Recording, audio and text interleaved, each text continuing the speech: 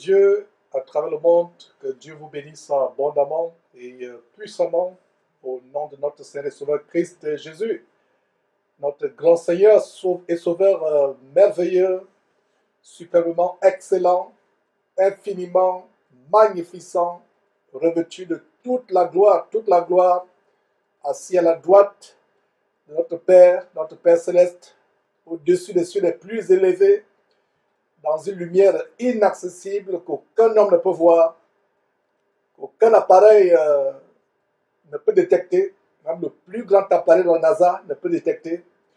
C'est par notre grand Seigneur et Sauveur Christ Jésus, dont le nom est associé à cette chaîne, que je vous souhaite la bienvenue à ce grand banquet de la parole de Dieu merveilleuse et inégalable, en ce grand jour du samedi, le 23 novembre de l'an de grâce 2019. Comme nous l'avons annoncé, nous allons poursuivre notre grande étude de ce merveilleux livre du commencement de l'Église, le livre des Actes et des Apôtres. Et mes frères, petit à petit, nous allons à la fin de ce livre qui a 28 chapitres. Nous avons traversé la moitié du chapitre et c'est une très grande joie, mes frères. Donc nous allons partager ce livre et ayez la mentalité bérienne, apprêtez vos stylos, vos crayons, vos bics, comme on dit en Afrique, les blocs-notes, pas les feuilles volantes, pas les notes. Et c'est comme cela que vous augmentez, vous enrichissez votre bagage biblique. Et voilà mes frères. Et comme vous le savez, quoi que ce soit que nous faisons en pensée ou en action, nous faisons tout au nom de notre Seigneur et Sauveur Christ Jésus, en rendant par lui des actions de grâce à Dieu, son Père qui est notre Père. Je rends grâce à Dieu et à tous ceux qui sont connectés. Ils sont nombreux qui sont connectés en Afrique par le satellite Eutelsat 16A, mais peu sont connectés sur YouTube, sur Facebook. Donc pour vous qui êtes connectés sur YouTube ou sur Facebook, nous vous félicitons.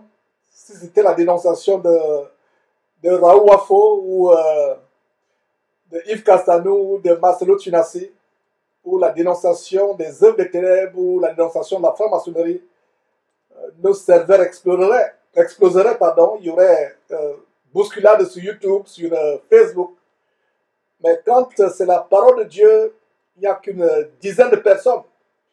D'ailleurs, cela ne doit pas nous surprendre. La parole de Dieu, le Seigneur Jésus-Christ disait, ne donnez pas les choses saintes au porc. Donc vous, amoureux de la parole de Dieu, vous êtes bénis, vous êtes les élus de Dieu. Ce n'est pas tout le monde qui peut avoir l'amour pour la parole de Dieu pure, 100% parole de Dieu. Même pas une vidéo de dénonciation aujourd'hui. Rien que la parole de Dieu, seulement la parole de Dieu, uniquement la parole de Dieu. Donc je vous félicite, non seulement moi, l'équipe derrière Jésus-Christ TV, nous vous félicitons. Vous qui, chaque samedi, vous attelez à suivre avec nous ces perles bibliques, ces trésors bibliques à travers ces livres que nous partageons. On a fini l'étude de Genèse, on a fait presque une année sur Genèse. Les 50 chapitres ont été étudiés. Nous l'avons étudié ensemble, verset après verset, pendant 10 mois, presque une année. Et voilà que nous avons poursuivi avec Actes. Nous sommes au chapitre 17, au chapitre du jour.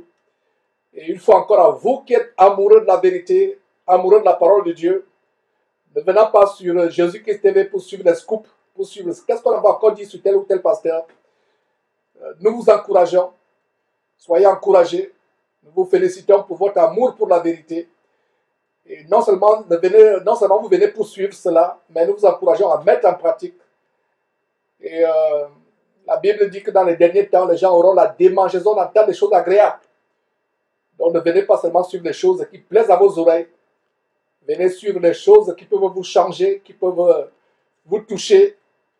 Et d'ailleurs, si tous les chrétiens lisaient la Bible, si tous les chrétiens examinaient le comportement de leurs soi-disant apôtres et prophètes et pasteurs à la lumière de la Bible, de la parole de Dieu, si tous les chrétiens examinaient les enseignements de leurs soi-disant pasteurs à la lumière de la parole de Dieu, nous ne ferions pas d'émissions de dénonciation, nous ne publions pas de vidéos pour montrer comment tel pasteur a fait l'adultère, comment tel autre pasteur a abusé d'un enfant de 3 ans, etc. Nous ne ferions pas ces choses.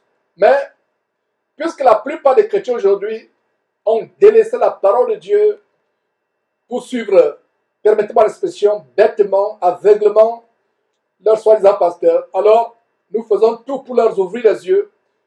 Ceux qui sont encore charnels ne peuvent pas encore comprendre la profondeur de la parole de Dieu. Alors il faut leur démontrer les choses charnelles que leurs pasteurs font pour avoir les yeux ouverts, nous espérons. Ça me rappelle ce verset dans Jérémie chapitre 2, verset 13, qui dit « Mon peuple a commis un double péché.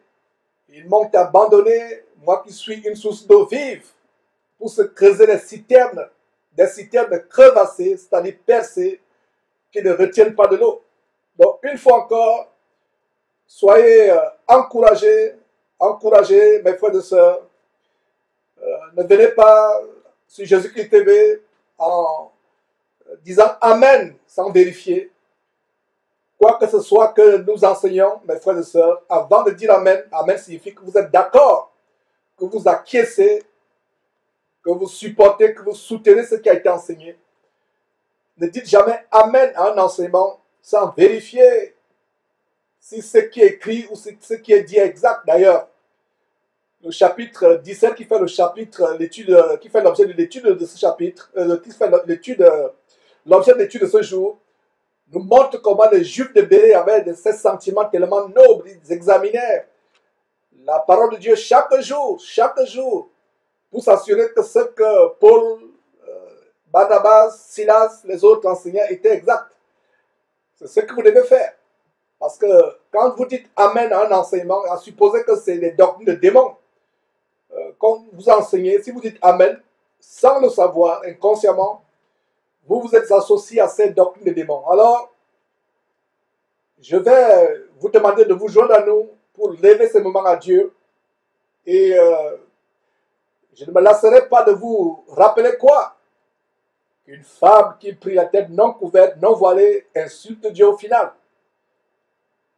De même, un homme qui prie Dieu ayant quelque chose sur la tête, une casquette, un béret, un chapeau, un képi, une chéchia, peu importe, qui prie Dieu, un homme qui prie Dieu ayant quelque chose sur la tête, insulte Dieu au final.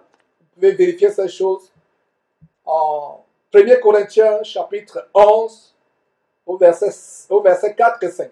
Alors, prosternez-vous si vous le pouvez et commençons cette émission, cet enseignement par ce mot de remerciement à Dieu, ce mot de prière. Grand et cher Dieu, nous voulons te dire merci pour ta grande miséricorde. Merci pour ta compassion que tu renouvelles à notre égard chaque matin. Même si nous ne méritons pas, Seigneur Dieu, même si nous ne sommes pas fidèles comme tu voudrais que nous soyons fidèles, il y a une chose qui est certaine, Seigneur Dieu, si nous sommes en vie actuellement, ce n'est pas par notre mérite, ce n'est pas parce que nous en sommes dignes, c'est tout simplement par ton grand amour, ta grande miséricorde, ta grande compassion. C'est pour cela que nous te disons merci, merci, merci. 1 milliard de fois merci pour la santé, pour le souffle de vie que tu nous as conservé. Et s'il y a quelqu'un malade qui suit cet enseignement, Seigneur Dieu, je t'en supplie, tends ta miséricorde et délivre cette personne. S'il y a quelqu'un qui suit cet enseignement étant tourmenté par un démon, je t'en supplie, Seigneur Dieu, au nom de notre Seigneur et Sauveur Christ Jésus, ton Fils, manifeste ta puissance dans la vie de cet homme, de cette femme, de cet enfant qui suit cet enseignement actuellement. Nous te remercions, Seigneur Dieu, pour la fluidité de cette émission aujourd'hui, pour les connexions Internet, pour le satellite et tout ce que tu as rendu disponible, les appareils, pour la bonne marche de cette émission. Seigneur, voilà que nous allons partager ce chapitre 17. Seigneur Dieu, humainement, je ne suis pas préparé à dire quoi que ce soit. Je me fie à ton inspiration, Seigneur Dieu. Ouvre ma bouche, je t'en supplie, remplis ma bouche, afin que je puisse déverser sur nous tes instructions, tes exhortations, tes consolations et même et surtout tes réprimandes, tes blâmes, afin que nous soyons transformés, afin que nous devenions parfaits. Seigneur Dieu, ce n'est pas par notre propre force qu'on peut changer et devenir meilleur. C'est par ta grâce, Seigneur Dieu. Accorde-nous le don de la repentance. Accorde-nous le don d'être transformés, de devenir meilleurs chaque jour. Accorde-nous le don de renoncer à notre passé, d'abandonner ce qui est en arrière et de nous tourner vers ce qui est en avant. Accorde-nous le don de nous dépouiller du vieil homme et de toutes ses convoitises. Merci Seigneur Dieu, grand et cher Dieu, au nom de ton Fils, notre Seigneur Jésus-Christ, nous avons prié. Amen. Bien-aimés, frères et sœurs, tournez vos Bibles dans Actes chapitre 17. Nous avons vu au chapitre 16,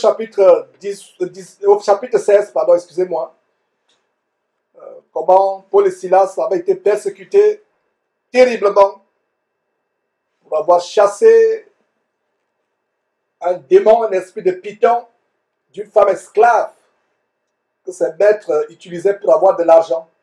Ce démon l'amenait à dire des choses,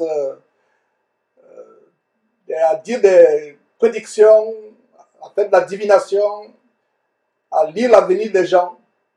Ça se passe aujourd'hui également, que ce soit dans le monde où nous avons les marabouts, par exemple les prêtres vaudous qui utilisent le même esprit de Python pour dire des choses, pour lire l'avenir de leurs clients. En fait, c'est un mensonge. Il n'y a que Dieu qui connaît notre avenir. Satan ne connaît pas notre avenir. Il fait des suppositions, il essaye de faire des pronostics, mais seul Dieu connaît notre avenir. Ça me rappelle l'histoire de cet homme de Dieu qui a été rencontré par une de ses femmes, comme la femme au chapitre 16, qui lui a proposé de lui lire la paume de la main. Cet homme, si mes souvenirs sont bons, a refusé. Mais la femme lui a dit, malgré le fait que tu ne veux pas que tu lises la paume de la main, je vois un accident. Je vois ta voiture contre un arbre, complètement écrasée. Je te vois écrabouillé tout en sang. Et je vois que cela va se passer dans quelques jours. L'homme de Dieu a rejeté cela, a révoqué ce plan de Satan pour lui.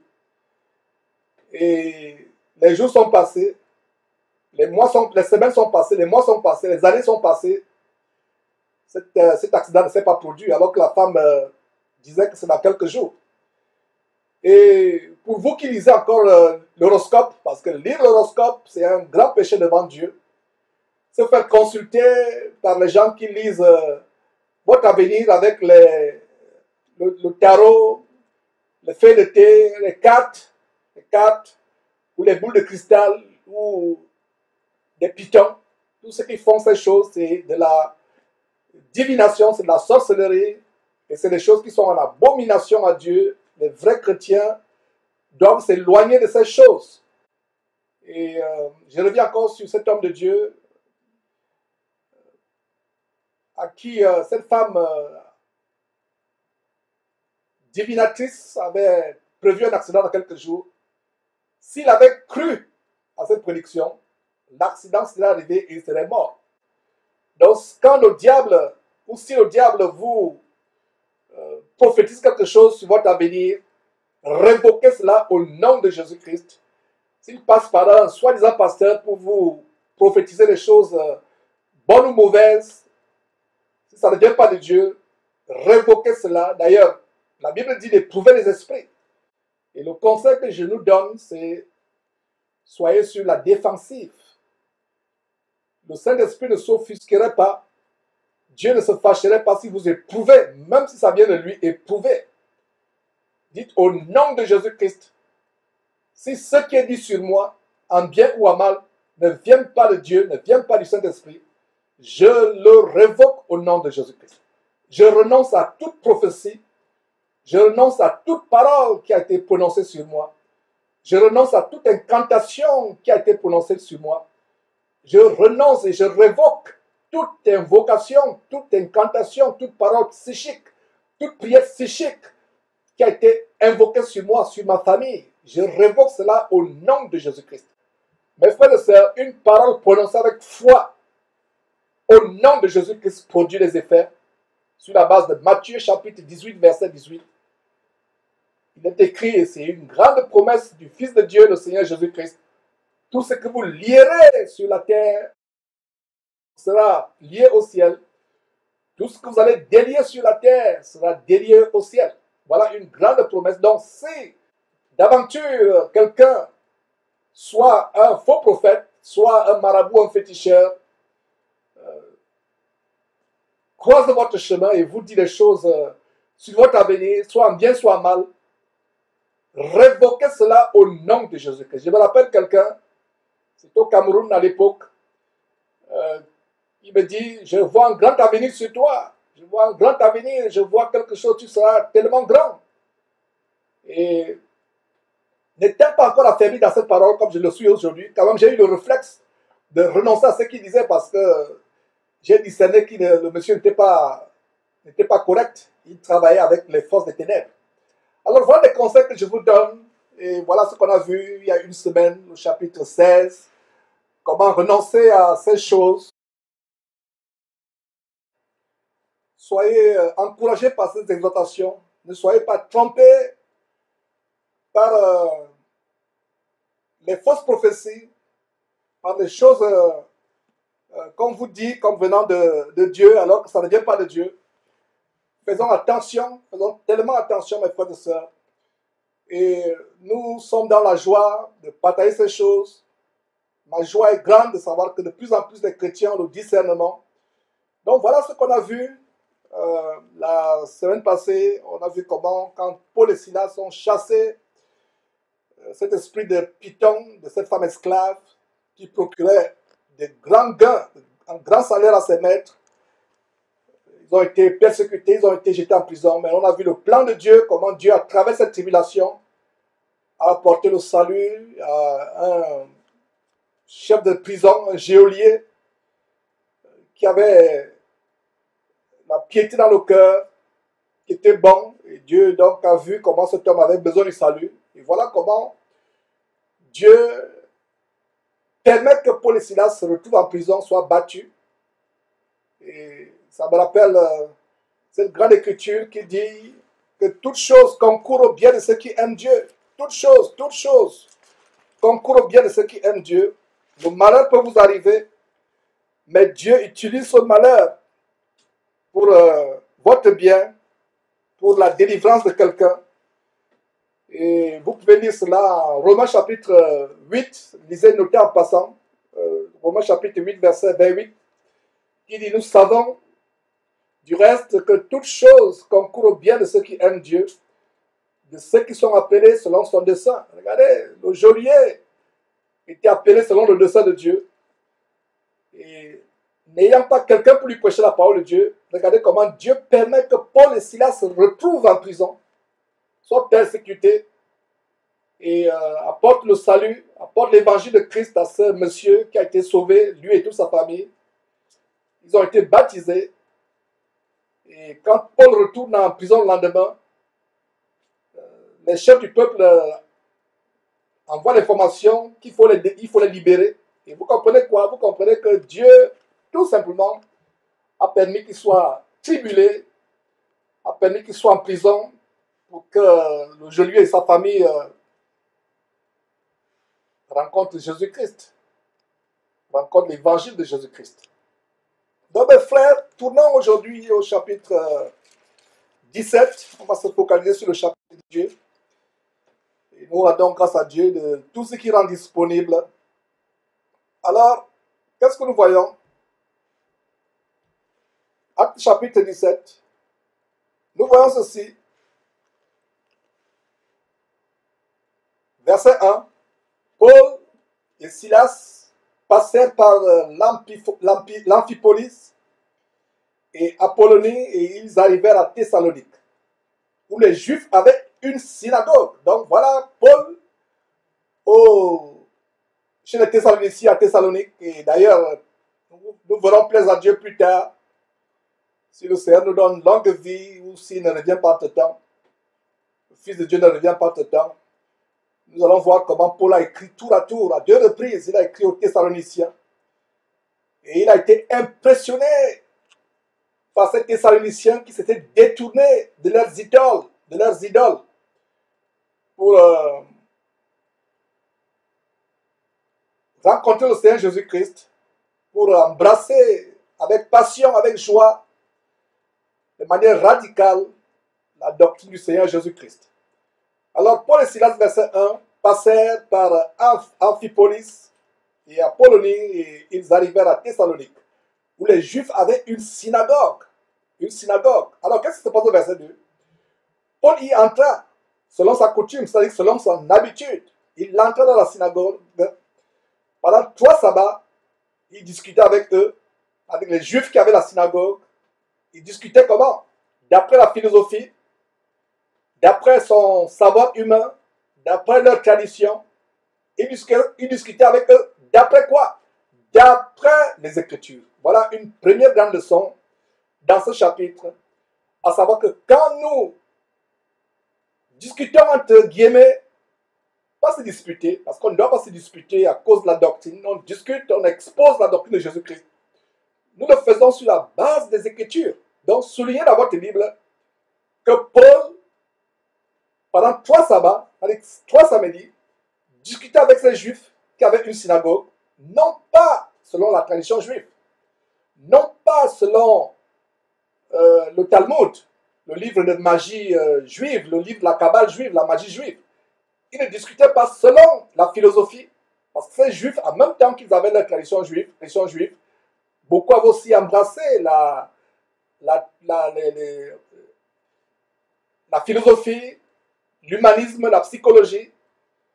Beaucoup avaient embrassé les doctrines de Socrate, de Platon. D'ailleurs, on va voir ça dans quelques instants. Donc, ils discutaient avec eux d'après les Écritures. Voilà une très grande leçon. Voilà quelque chose que nous devons imiter. Nous devons avoir comme devise chapitre verset. Chapitre verset. C'est pour cela que je m'attelle, mes frères et sœurs, à venir derrière cette trompette, ayant ma Bible ouverte devant vous, lisant chapitre verset. Ce n'est pas mon intelligence que j'enseigne. Ce n'est pas la philosophie que j'enseigne. Ce n'est pas le droit que j'ai étudié pendant des années que j'enseigne. J'enseigne la parole de Dieu, rien que la parole de Dieu, uniquement la parole de Dieu, et seulement quoi? La parole de Dieu. Donc, il discutait avec eux d'après les Écritures. Voilà un exemple à imiter. Quand nous sommes en face des personnes, soit des collègues, des voisins, les gens de notre famille, nous voulons les persuader à devenir chrétiens. Nous ne discutons pas selon la sagesse humaine. Nous ne tenons pas un discours politique, ou sociologique, ou philosophique. Nous discutons d'après les Écritures. Voilà, mes frères et sœurs, le standard que nous devons imiter. Est-ce que vous savez que ce verset 2 contenait une grande leçon de comment discuter avec les gens? Voilà, mes frères et sœurs. C'est la raison pour laquelle ces études que nous faisons, et présentement l'étude de Actes, verset après verset, étude approfondie, verset après verset, cela nous donne de grandes leçons, des choses à imiter, comment ceux qui nous ont précédés dans la foi ont agi, comment ils ont marché, comment ils ont pratiqué leur foi chrétienne. Donc, verset 2, Paul y entra, c'est-à-dire qu'il entra dans la synagogue, appartenant à ces Juifs, selon sa coutume, c'est-à-dire qu'il avait cette habitude d'aller prêcher dans la synagogue. Et encore une fois, mes frères et sœurs, restons toujours ce verset, je vais dire ceci, Paul n'entrait pas dans la synagogue pour devenir un judaïste ou un judaïsant.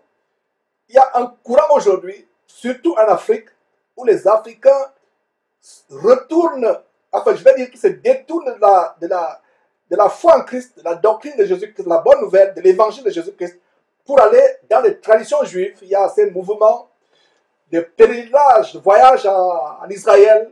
Qu'est-ce que le Seigneur Jésus a dit à cette femme samaritaine au bord du puits, en Jean chapitre 4? Il lui a dit, femme, ce n'est ni sur cette montagne, ni à Jérusalem que vous adorerez le Père. Vous n'irez pas sur une montagne pour adorer le Père. Vous n'irez pas à Jérusalem pour adorer le Père. Vous adorez ce que vous ne connaissez pas. Nous adorons ce que nous connaissons, lui dit Jésus. Dieu est esprit. Il faut que ceux qui l'adorent en esprit et en vérité. Je suis tout simplement en train de vous citer ce passage, cette conversation que le Seigneur Jésus a eue avec cette femme samaritaine au bord du puits. Vous pouvez lire cela en Jean chapitre 4. Vous pouvez commencer à partir du verset 20, du verset 18, etc. Vous lisez cela. Donc,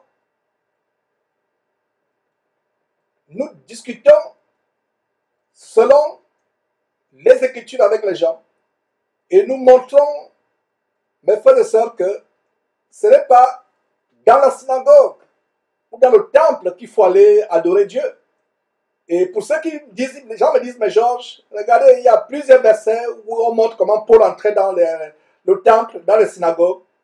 Paul n'entrait pas dans la synagogue pour devenir membre de la synagogue. Il n'entrait pas dans le temple pour devenir membre du temple, pour s'associer au chef de cette synagogue ou de ce temple.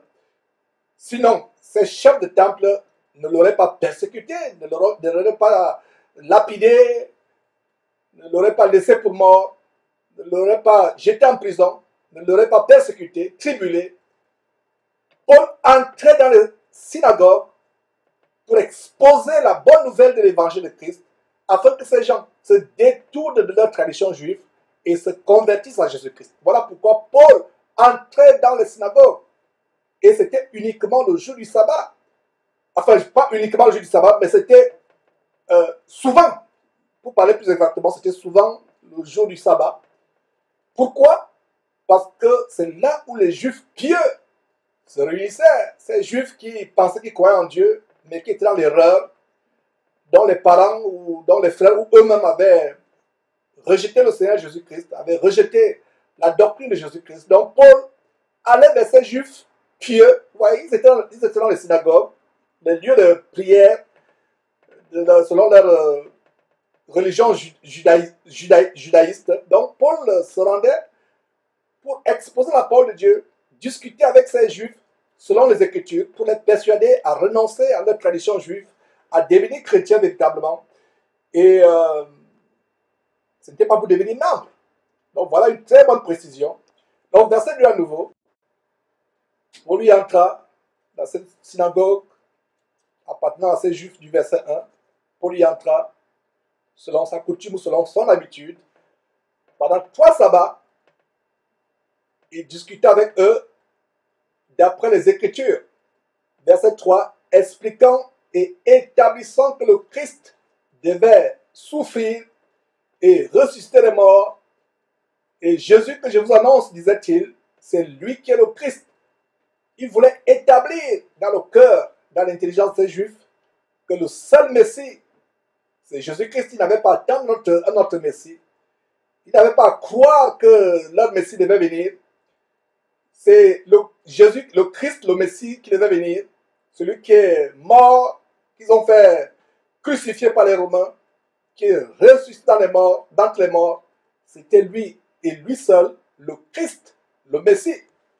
Alors, verset 4, quelques-uns d'entre eux furent persuadés et se joignirent à Paul. Ouais, quand vous prêchez la parole de Dieu, la majorité sera endurcie. Regardez, je vous disais au début d'enseignement, comment quand on enseigne la parole de Dieu, peu sont ceux qui suivent en direct, mais quand on enseigne des choses telles que quand on montre des dénonciations, ou quand on montre les doctrines de démons, on dénonce la franc-maçonnerie, on dénonce tel. Mes frères et sœurs, les serveurs sont prêts à exploser ici au studio.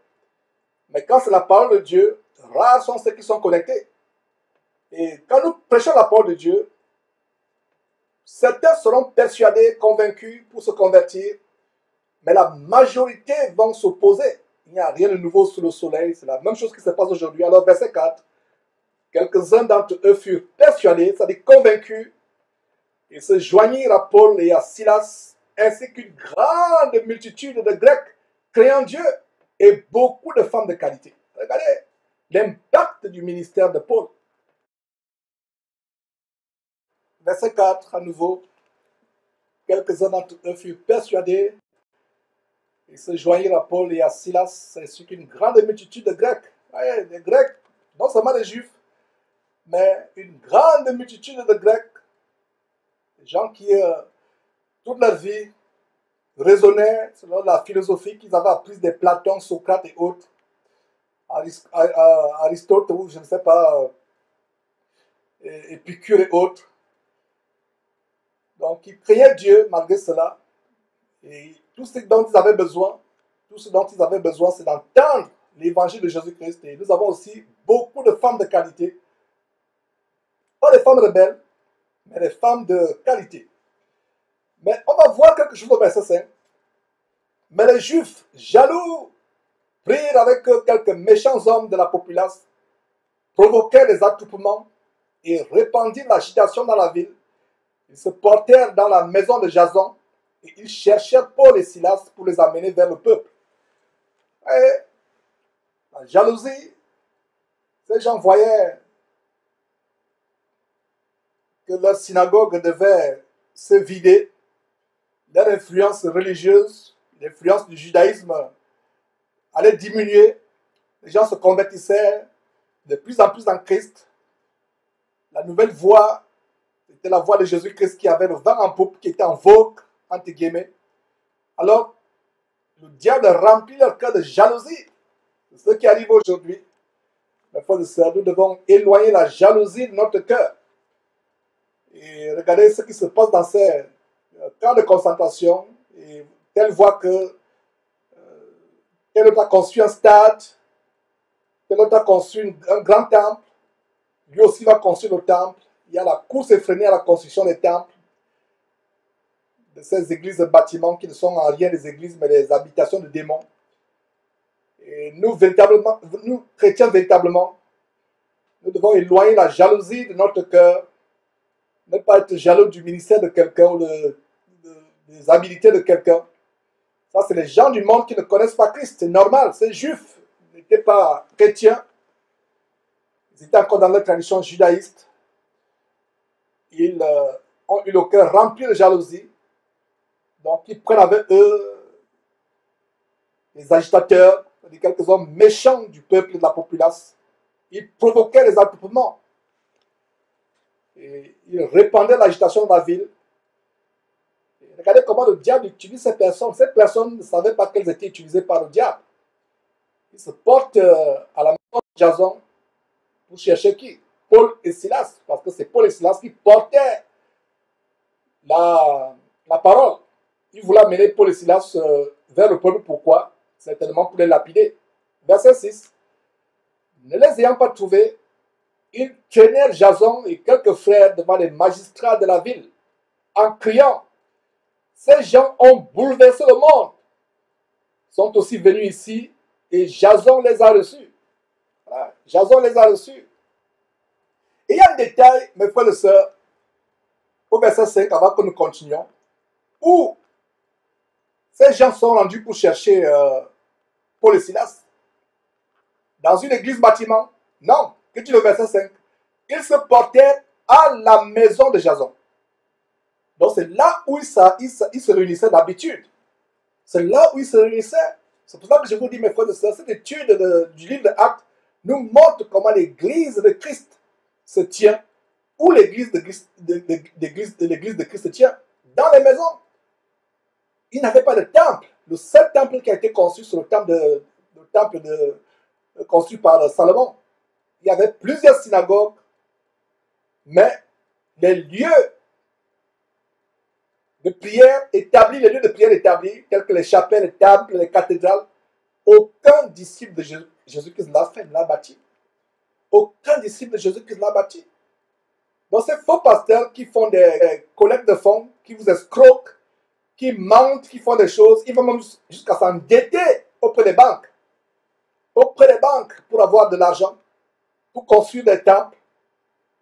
Le terrain lui-même, lui seul étant presque 1 milliard de francs congolais, alors que le pays est gangréné par la guerre, la pauvreté, la misère dans un pays extrêmement pauvre comme le Congo, Kinshasa, la RDC, la République démocratique du Congo, un pays aussi pauvre, gangréné, qui a été gangréné par la guerre pendant des années, tellement misérable, l'un des pays les plus pauvres de la planète, un soi-disant pasteur dont le nom de l'église s'appelle Compassion, église entre guillemets, plutôt habitation de démons, Compassion va escroquer ces pauvres pour acheter un terrain, rien que le terrain, d'1 milliard de francs congolais. Rien que le terrain. Et ne pouvant pas réaliser ses rêves de grandeur, ses folies de grandeur plutôt, pour parler plus exactement. Parce qu'avec les émissions de dénonciation de Jésus-Christ TV, même si ces oies sont envoûtées, ne peuvent pas sortir de là, au moins, il y a un endroit où ces gens, ces fidèles aveuglés ont le discernement. C'est de plus en plus quand il s'agit de leur portefeuille. Alors avant Jésus-Christ TV et d'autres trompettes de dénonciation, l'argent pleuvait du ciel. Les gens ils pouvaient tondre leurs brebis, réaliser leur folie de grandeur.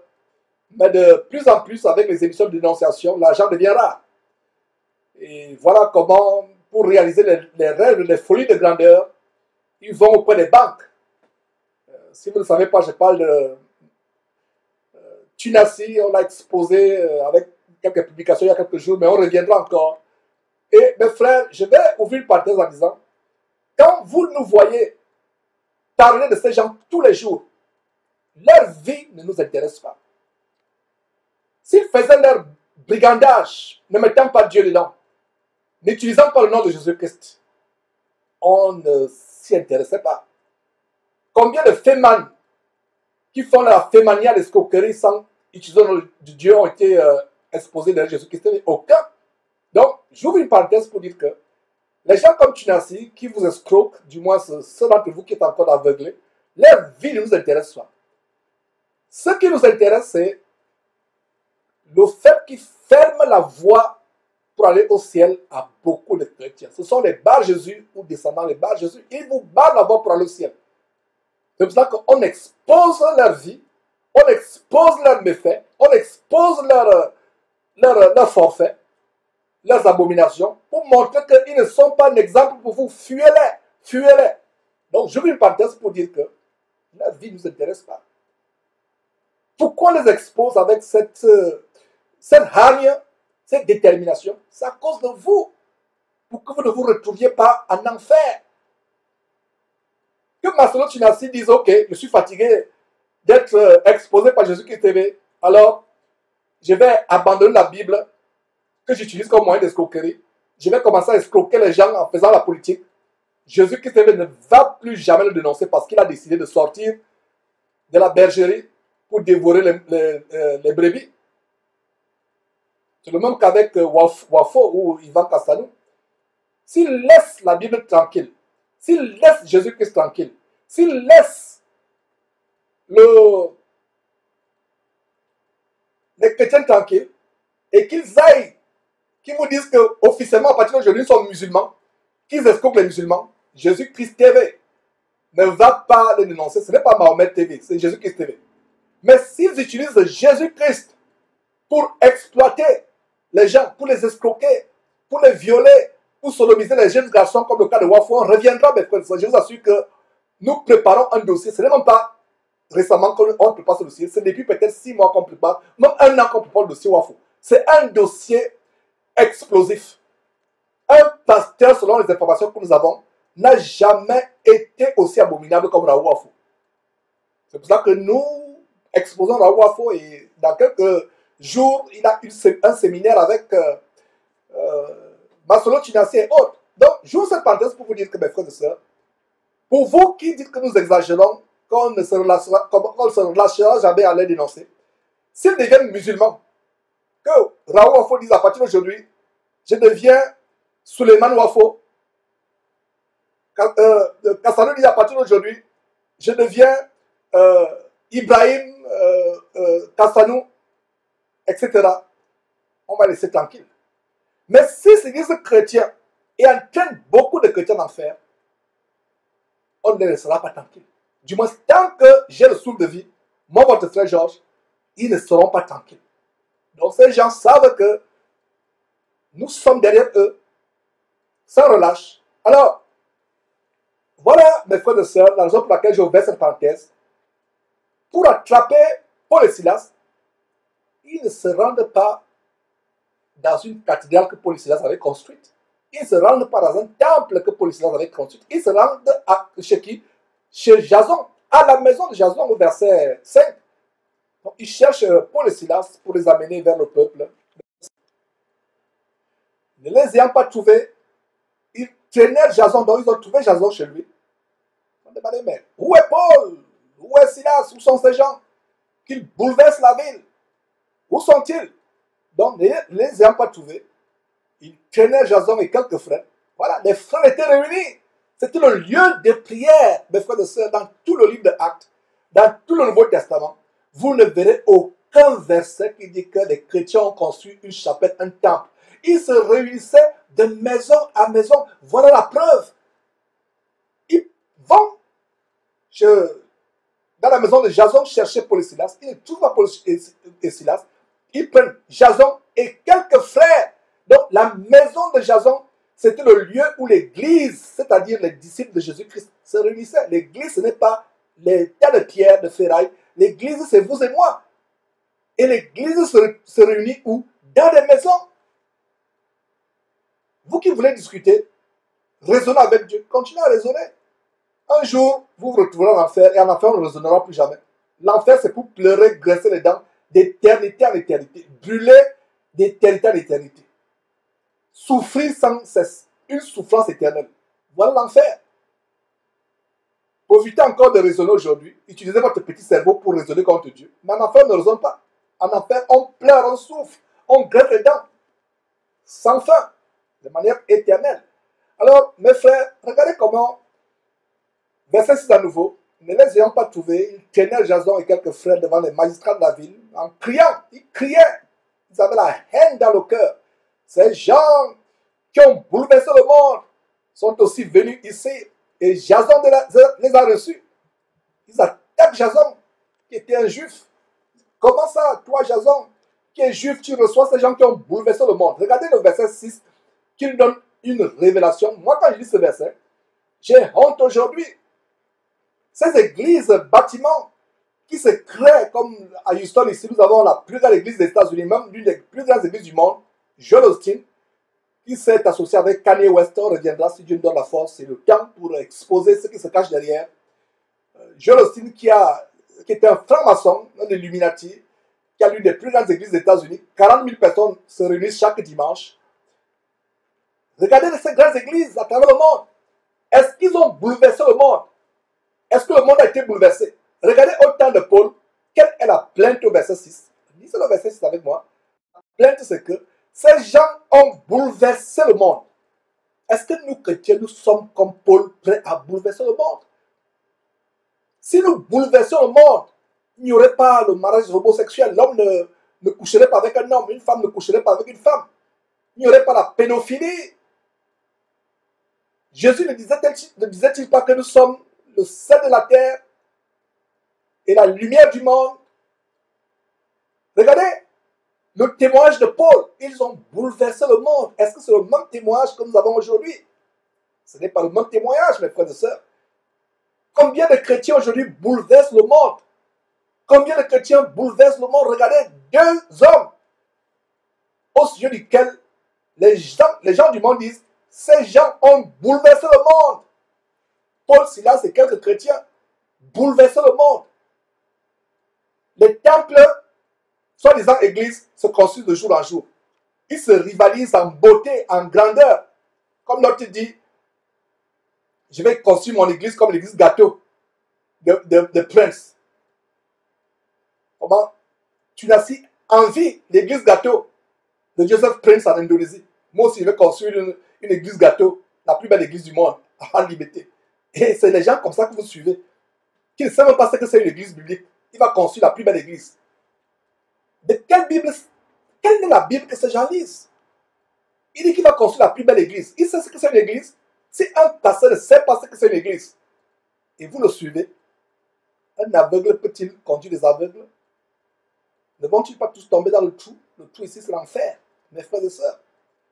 Regardez, tous ces bâtiments, ces temples, ces chapelles, ces cathédrales qui se construisent, toutes ces campagnes d'évangélisation, est-ce que nous, chrétiens, nous avons bouleversé le monde?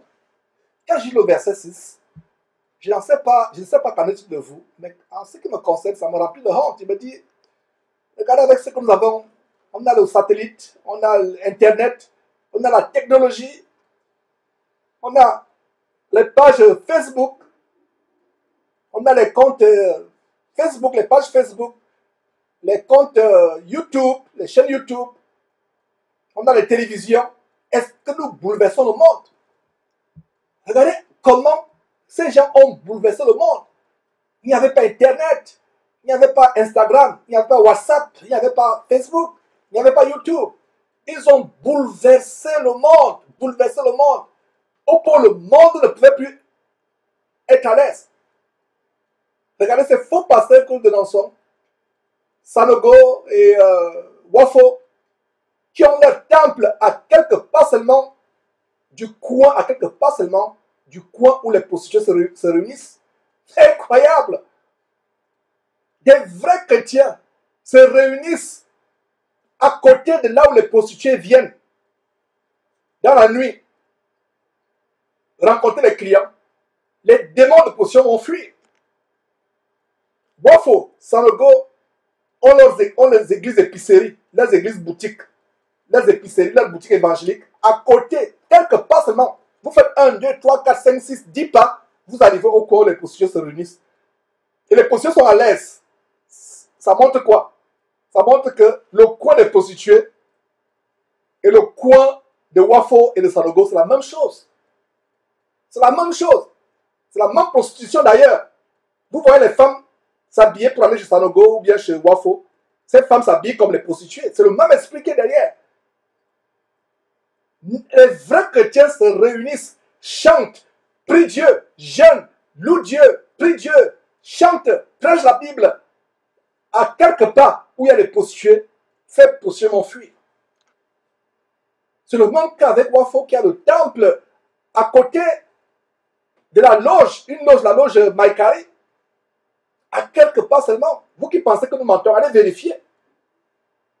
Quelque part, cette loge n'est pas ébranlée. Des chrétiens, moi je connais, je vous donne des témoignages, mes frères et sœurs, des frères qui priaient, au point où ils prient comme cela. Vous voyez, des marabouts viennent, des gens, quelqu'un qui a son code de marabout, il vient dire non, s'il vous plaît. Et arrêtez vos prières. Les chrétiens là, lui disent, mais de quoi parlez-vous? Il dit non, s'il vous plaît, vous dérangez mes affaires, vous dérangez mes esprits. Arrêtez vos prières. Les chrétiens continuent, n'arrêtent pas les prières. C'est le marabout, 2 jours après, qui démissionne, va ouvrir sa boutique de maraboutage ailleurs.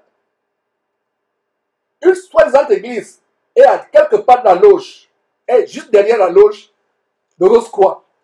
Et ils sont à l'aise. Mes frères et sœurs, est-ce que vous comprenez? J'espère que vous comprenez ce que je suis en train de vous dire. J'espère que vous comprenez. J'espère que vous comprenez.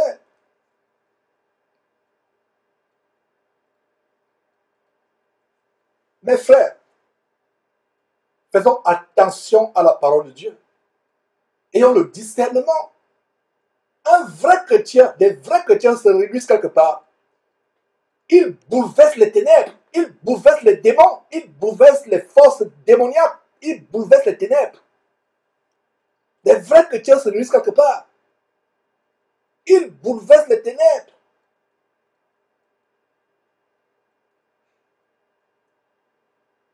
Et ces églises qui s'ouvrent à gauche, à droite,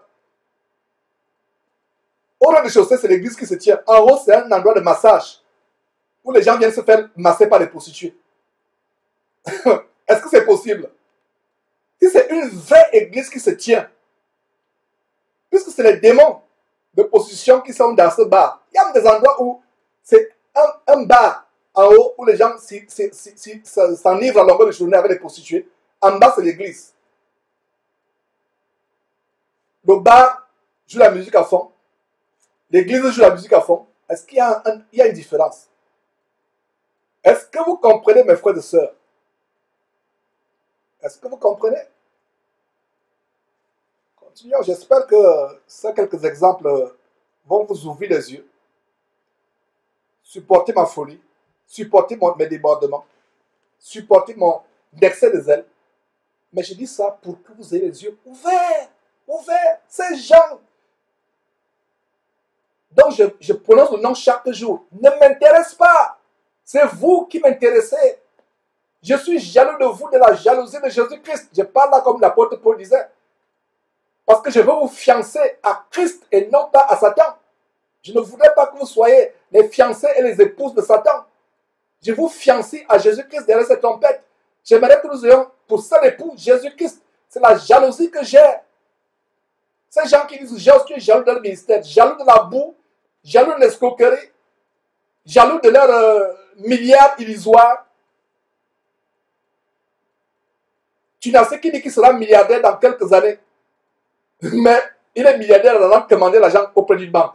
En allant commander presque 1 milliard. Mes frères et sœurs, il se moque de vous qui êtes pauvres.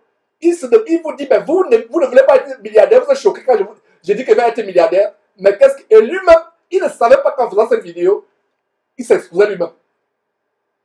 Il fait la vidéo, il vient justifier que non, il n'a pas escroqué le terrain. Il ne savait pas qu'en faisant cette vidéo, en révélant comment il s'est endetté auprès d'une banque, il ne savait pas qu'il devait s'exposer lui-même.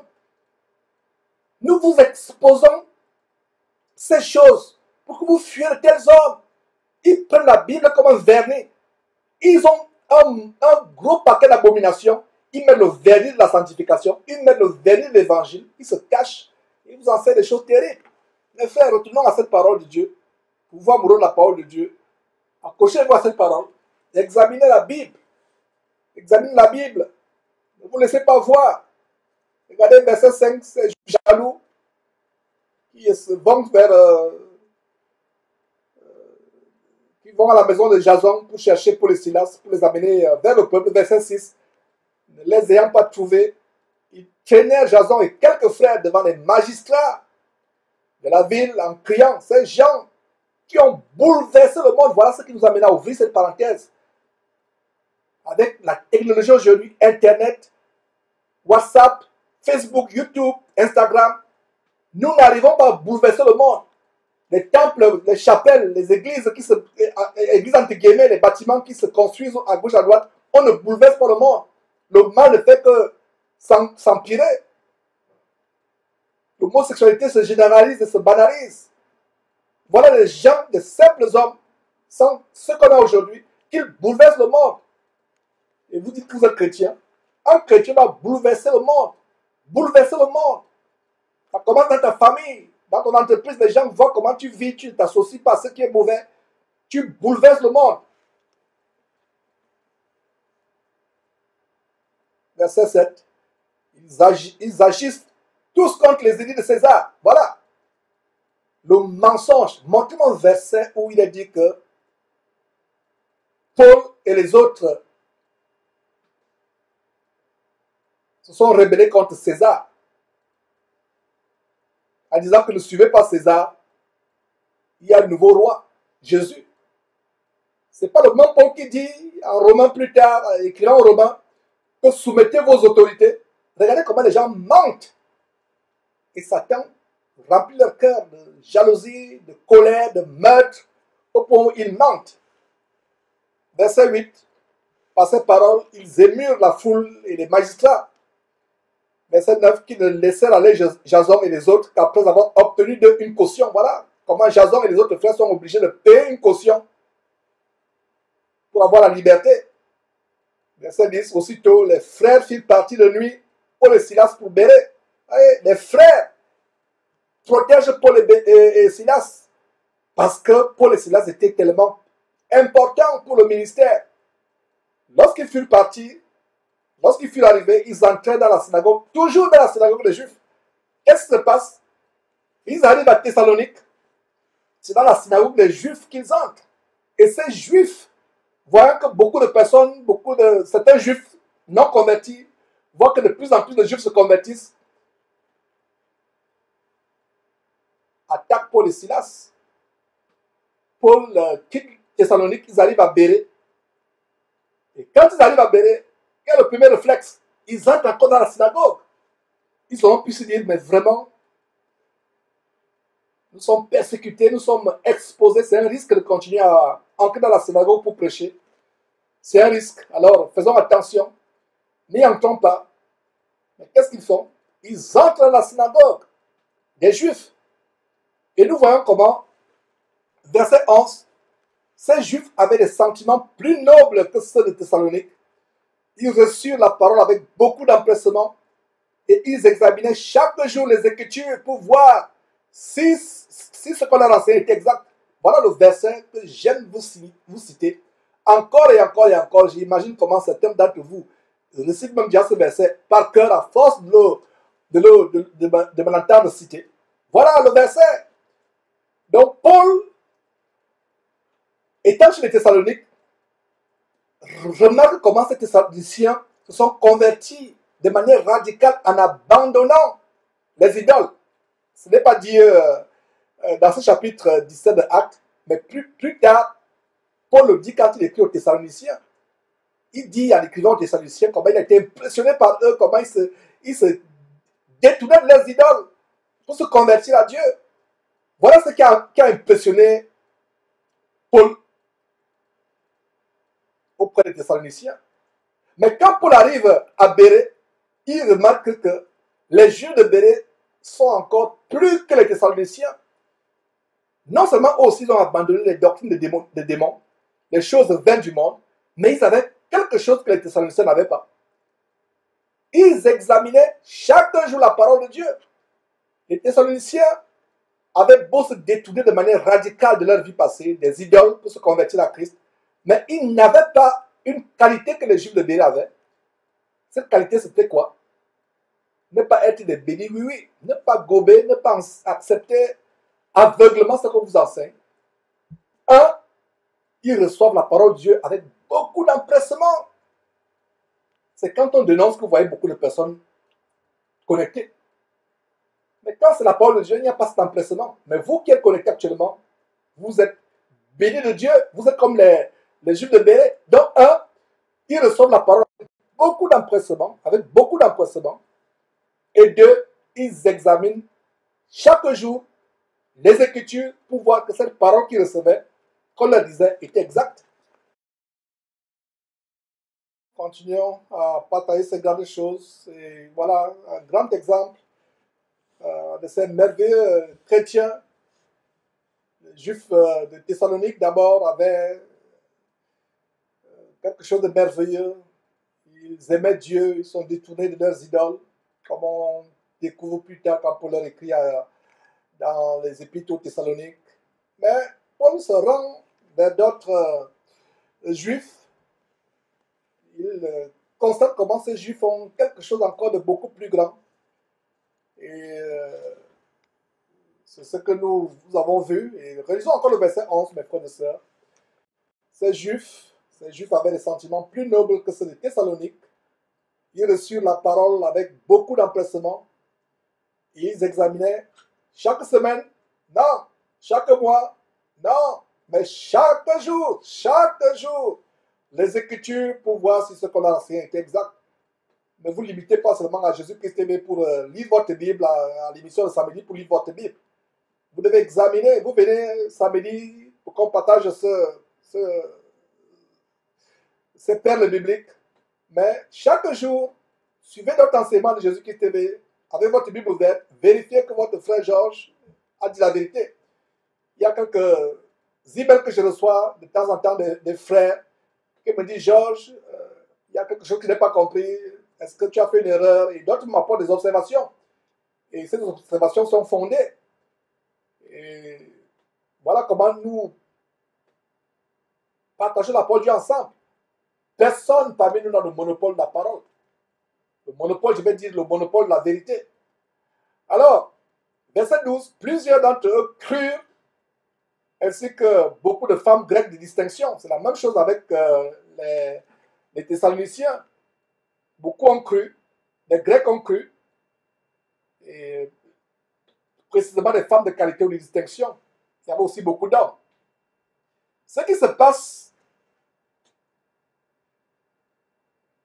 la persécution qui se passe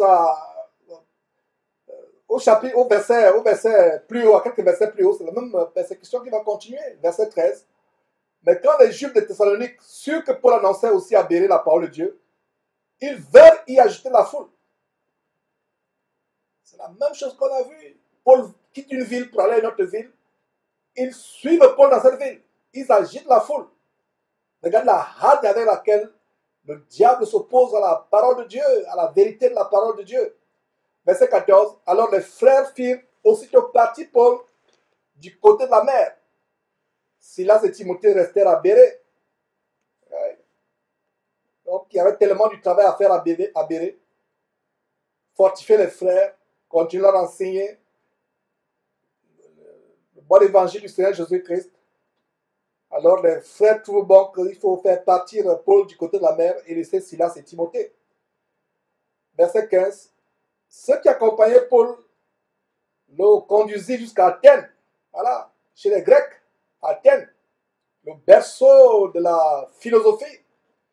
Leur Dieu, entre guillemets, et c'est au pluriel, Dieu au pluriel et entre guillemets. Tout dans la vie était sujet d'être un Dieu. C'était le siège, non seulement la capitale, la Grèce, mais c'était le siège de la philosophie. Donc, ils accompagnaient Paul jusqu'à Athènes, et puis ils retournèrent à Bérée, et chargés de transmettre à Silas et à Timothée l'ordre de le rejoindre au plus tôt. Donc, Paul arrive à Athènes, il dit aux frères qu'il devait retourner à Bérée, de dire à Silas et à Timothée, dès que possible, s'il vous plaît, rejoignez-moi, parce que nous avons un grand ministère ici à Athènes qui nous attend. Alors, verset 16, comme Paul les attendait à Athènes, Paul attend ses compagnons de service, Silas et Timothée à Athènes. Donc, comme il les attend, verset 16, il sentait au-dedans de lui son esprit s'irriter à la vue de cette ville pleine d'idoles. Son esprit s'irritait. Mes frères, est-ce que ton esprit est irrité, mon frère, ma soeur, quand tu vois dans une ville des abominations, quand tu entres dans un village ou dans une ville, tu vois les statues de Marie, les statues de Joseph, les statues de la franc-maçonnerie, est-ce que ton cœur est irrité? Si ton cœur ne s'irrite pas, c'est qu'il y a un problème, tu n'es pas encore un vrai chrétien. La première fois que je suis allé en France, c'était pour le cas du travail. Je partais représenter une compagnie qui était une compagnie cliente, négocier un contrat pour cette compagnie en France. La première fois, c'était en 2004. En 2004, je suis émerveillé par les constructions à Paris. Je dis bien émerveillé, épaté en 2004. Et j'étais chrétien, pour ne pas dire chrétien, soi-disant chrétien, mais n'étais pas chrétien. Donc en 2004, je suis émerveillé par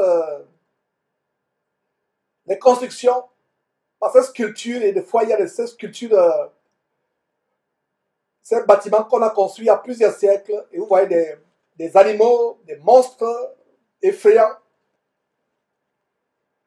au frontispice de ces immeubles. J'étais épaté, j'étais émerveillé. 10 ans plus tard, je vais toujours à Paris, cette fois-là, non plus pour le travail, mais pour fortifier les frères, quelques frères à Paris, quelques frères et sœurs. 10 ans plus tard, j'expérimente ce verset 17. Mon esprit agité. Les mêmes bâtiments, les mêmes sculptures, les mêmes statues, les mêmes sculptures d'animaux effrayants, de monstres qui m'avaient épaté 10 ans auparavant, ne m'épatent plus. 10 ans plus tard, mon cœur est affligé. Je suis triste. Je suis irrité. Qu'est-ce qui s'est passé? Pourtant, 10 ans auparavant, je pensais qu'il était chrétien. Donc, vous êtes dans une ville, les statues de la Vierge Marie, les statues des catholiques, les statues d'autres dénominations, les symboles de la franc-maçonnerie, les statues, la statue de la liberté à New York, le symbole phallique derrière la tour Eiffel ne vous irrite pas, c'est que vous n'êtes pas encore chrétien. Les chrétiens qui visitent des villes, chrétiens ou chrétiennes qui visitent des villes vont se filmer à côté de de ces statues, il y a un problème. Et c'est le même cas aussi à New York. Je suis arrivé à New York et avant de rejoindre Houston, je me suis arrêté à New York. Je me suis filmé à côté, disons non loin de la statue de la liberté. C'était toujours en 2004. 10 ans plus tard, 10 ans plus tard, je vais dire même quelques années plus tard, mes frères et sœurs, quand Dieu a commencé à me changer, à m'ouvrir les yeux, j'étais plus épaté. J'ai regretté même comment je suis allé me filmer à côté de la statue de la liberté à New York. Aujourd'hui, je vois un immense démon qui se cache derrière cette statue. En fait, c'est la personnification d'une entité démoniaque. Ça m'a irrité.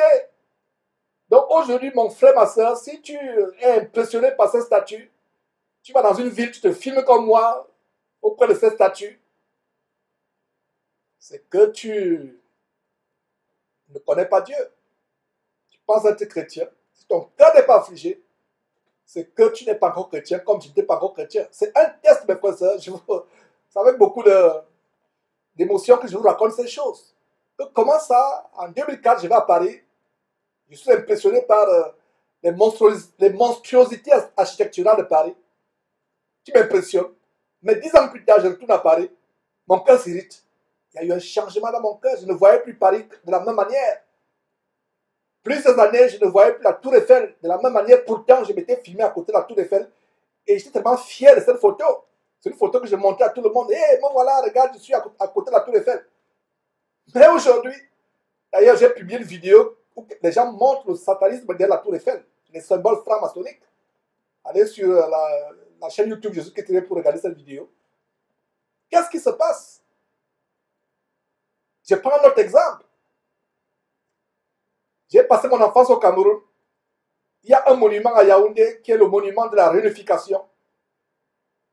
Quel enfant n'était pas épaté par ce monument? Surtout, c'était l'endroit où se passait le défilé de la fête de l'indépendance. Et pour les Camerounais qui m'écoutent, le jour de l'indépendance, c'est un grand jour. C'est avec fierté que les lycéens, les écoliers défilent. Après que l'armée, la police, la gendarmerie aient fait leur défilé. Et quand on allait dans cette zone où le défilé se passait à l'époque, c'était un plaisir pour nous d'aller visiter le monument de la réunification à Yaoundé.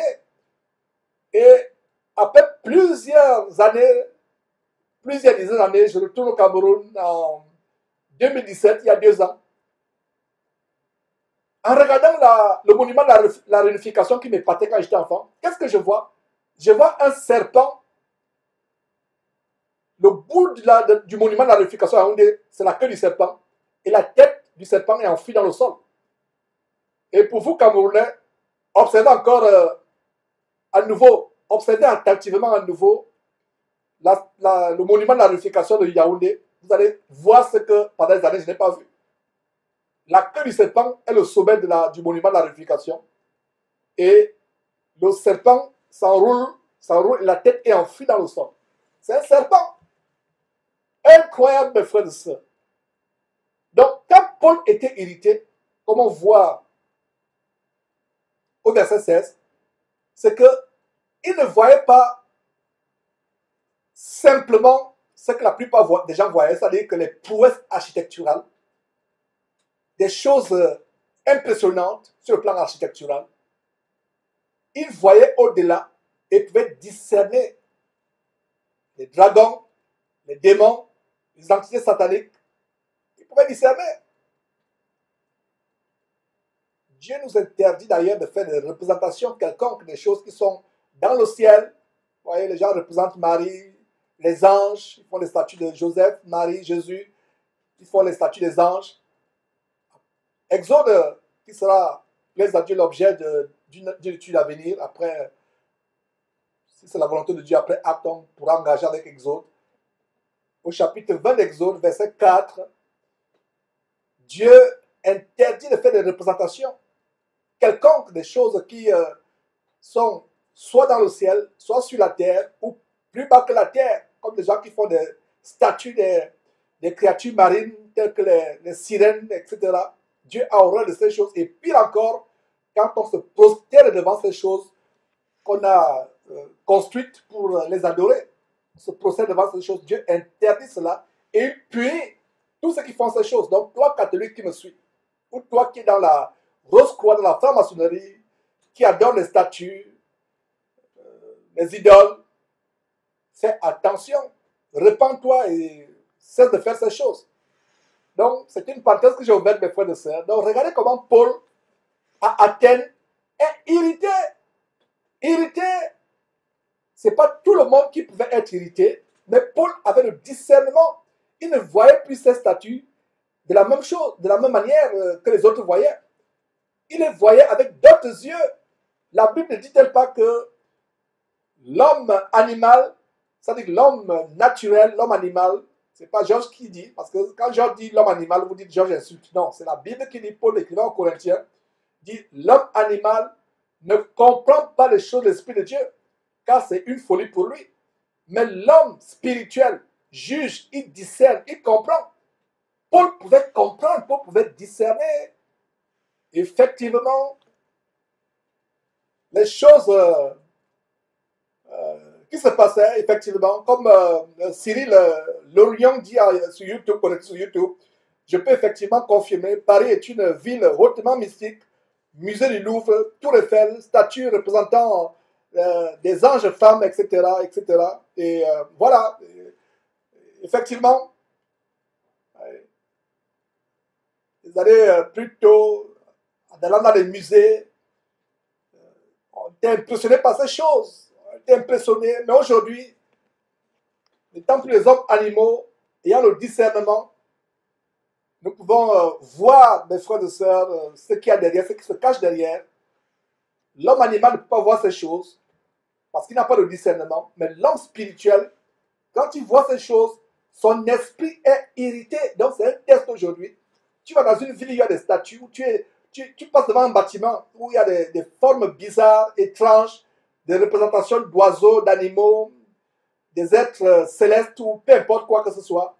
Si ton cœur n'est pas irrité, c'est la preuve que tu n'es pas un chrétien. C'est la preuve. Si tu es un vrai chrétien, ton cœur sera irrité comme l'apôtre Paul. Comme l'apôtre Paul. Alors,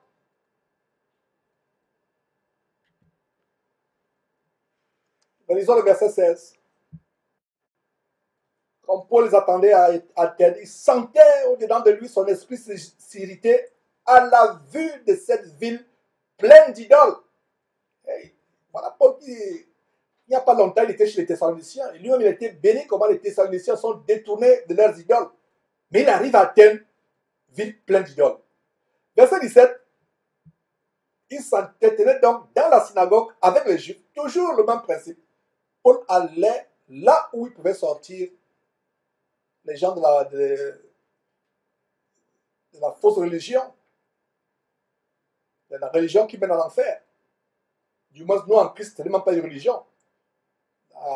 Nous en Christ, c'est la voie. Jésus-Christ, c'est la voie qui mène à Dieu. Jésus-Christ n'est pas venu établir une religion. Il est venu établir la voie du salut.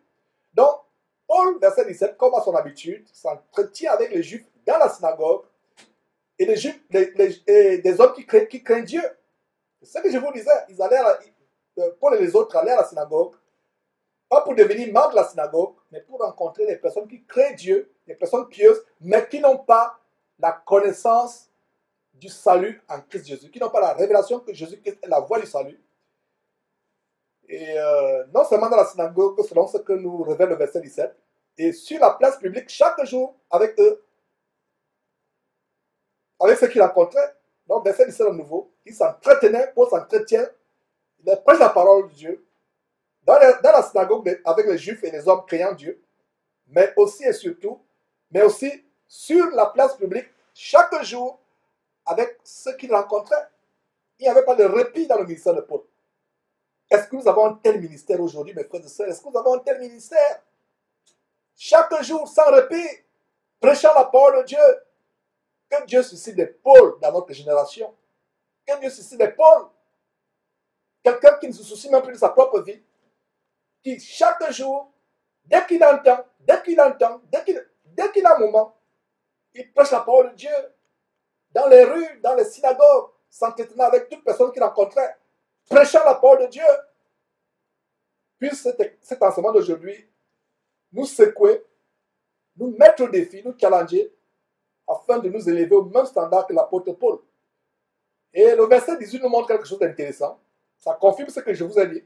Paul est arrivé à la capitale de la philosophie, Athènes, la capitale de la Grèce. Alors, verset 18, quelques philosophes épicuriens et stoïciens, regardez, les disciples d'Épicure, que j'étais un disciple d'Épicure en terminale. J'ai fait en passant la philosophie en terminale, c'était ma spécialisation. Et j'étais tellement impressionné par les écrits d'Épicure, et je me voyais moi-même un épicurien. Mais aujourd'hui, regardant en arrière, je m'intéressais au vent, je m'intéressais au néant. Mes frères et sœurs, donc voilà quelques philosophes épicuriens et stoïciens, des gens qui pensaient que il fallait, pour se lever à la statue d'être Dieu, il fallait mortifier le corps. Ils pouvaient dormir sur une planche ayant des pointes acérées. Ils pouvaient se brûler vifs. Des gens qui avaient tellement maîtrisé leur corps au point de supporter la douleur. Parce que pour eux, plus vous supportiez la douleur, plus vous vous éleviez au stade de devenir un Dieu. Donc voilà ce que signifie stoïcien. Et il y a même une expression en français, on dit quelqu'un, il est stoïque devant une situation, c'est-à-dire qu'une situation arrive, il est imperturbable. Donc c'était la philosophie des stoïciens, les épicuriens, les stoïciens, s'est mis à parler avec lui, avec Paul. Et regardez la vanité dans leur discours. Les uns disaient, que veut dire ce discours-là? Donc en fait, ils ont l'orgueil. Ils disent, mais que veut dire ce discours-là? D'où sort-il? Qui est-il? Vous voyez la vanité, l'orgueil, ils avaient une très haute opinion d'eux-mêmes. D'autres, l'entendant annoncer Jésus et la résurrection, disaient, il semble qu'il annonce des divinités étrangères. Verset 19, alors ils le prirent et le menèrent à l'aréopage en disant, pourrons-nous savoir quelle est cette nouvelle doctrine que tu enseignes? Donc ils amènent Paul. Ils ont tellement entendu des choses. Il y avait des épicuriens, des stoïciens. D'ailleurs, Luc, qui écrit ce livre, n'a pas mentionné tous les courants philosophiques à Athènes. Il y avait les platoniciens, les socratiens, les aristociens, etc. Donc, Paul amène quelque chose d'étrange pour eux. On n'a jamais entendu que veut dire cet homme. Et d'autres, en entendant annoncer Jésus-Christ, ils connaissaient Platon, ils connaissaient Aristote, ils connaissaient Épicure, ils connaissaient Socrate. Mais ils entendent parler de Jésus-Christ, la résurrection. Leur Dieu, Mercure, Jupiter et autres, leurs grands philosophes, Socrate et autres, ils n'avaient jamais entendu parler qu'il est ressuscité. Mais ils entendent l'apôtre Paul parler de quelqu'un qui est ressuscité. Ils disent non, il faut qu'on entende parler de cette personne-là. Donc, il disait, il semble qu'il annonce des divinités étrangères.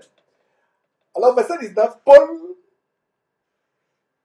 alors, il prit Paul, il le prirent, et le menèrent à l'aréopage en disant, pourrions-nous savoir quelle est cette nouvelle doctrine que tu enseignes? Et l'aréopage, aujourd'hui, c'est quoi? L'aréopage, c'est les réseaux sociaux. Facebook étant la plus grande illustration. Il n'y a rien de nouveau sous le soleil. L'aréopage aujourd'hui, c'est Facebook. Ou bien WhatsApp, surtout Facebook. Donc pour nous, Facebook, c'est l'aréopage de la fin des temps.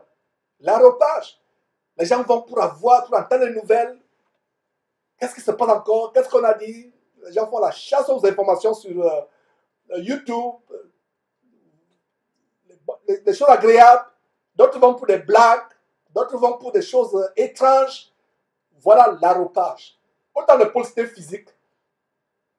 À notre génération aujourd'hui, c'est même encore plus grave. C'est virtuel. C'est-à-dire que quelque chose qui se passe au Japon, à la seconde même ici à Houston, tu es au courant. Tu es en France, à Paris, quelque chose qui se passe à Libreville au Gabon, sur le champ, tu es au courant. Et les gens passent le temps 24 heures sur 24 heures sur l'aréopage des temps modernes qui est Facebook ou YouTube pour entendre les nouvelles, surtout Facebook. C'est pour ça que vous, chrétiens, véritables chrétiens, utilisez Facebook avec beaucoup d'attention. Facebook est un moyen où nous répandons l'évangile sur l'aropage, mais Facebook, c'est aussi le moyen par lequel beaucoup se pervertissent, beaucoup se souillent les yeux et l'intelligence et se retrouveront en enfer sans le savoir. Donc, utilisons Facebook avec beaucoup de sagesse, beaucoup de prudence. Et si vous n'êtes même pas fermé dans la foi, fermez votre compte Facebook. Et si votre compte Facebook n'est pas le moyen par lequel vous recevez, par exemple, les informations de Jésus-Christ TV, les émissions, si vous avez d'autres sources où vous pouvez recevoir ces informations, fermez votre chaîne Facebook. Donc, beaucoup passent le temps sur Facebook, surtout des personnes oisives, et de plus en plus, et comme quelqu'un a mis une blague un jour, si, par exemple, dans un quartier, une marmite se brûle, la fumée, on voit une fumée qui se dégage d'une cuisine. La fumée qui se dégage d'une cuisine parce que la marmite est en train de prendre feu. La première réaction, cherchez si la femme de cette maison n'est pas sur Facebook. Il y a beaucoup de vérité dans cela. C'est là où on passe plus de temps. Il y a eu des cas où l'enfant se noie dans la baignoire, meurt parce que la maman est sur Facebook. Ouais, quand les gens sont sur Facebook, sur Internet, la vie s'arrête. Utilisons les réseaux sociaux, surtout Facebook, avec beaucoup de sagesse, avec beaucoup de prudence. Et donc voilà, il n'y a rien de nouveau sur le soleil. Au temps de Paul, c'était l'aropage. À notre époque aujourd'hui, il y a un aropage encore beaucoup plus grand. Internet, les réseaux sociaux, Facebook étant la plus grande illustration. Alors ils amènent Paul à l'aropage. Voilà, ils veulent entendre ce que Paul est en train de dire. Verset 20. Verset 19, relisons encore le verset 19. Pourrions-nous savoir quelle est cette nouvelle doctrine que tu enseignes? Verset 20, car tu nous fais entendre des choses étranges. Nous voulions savoir ce que cela peut être.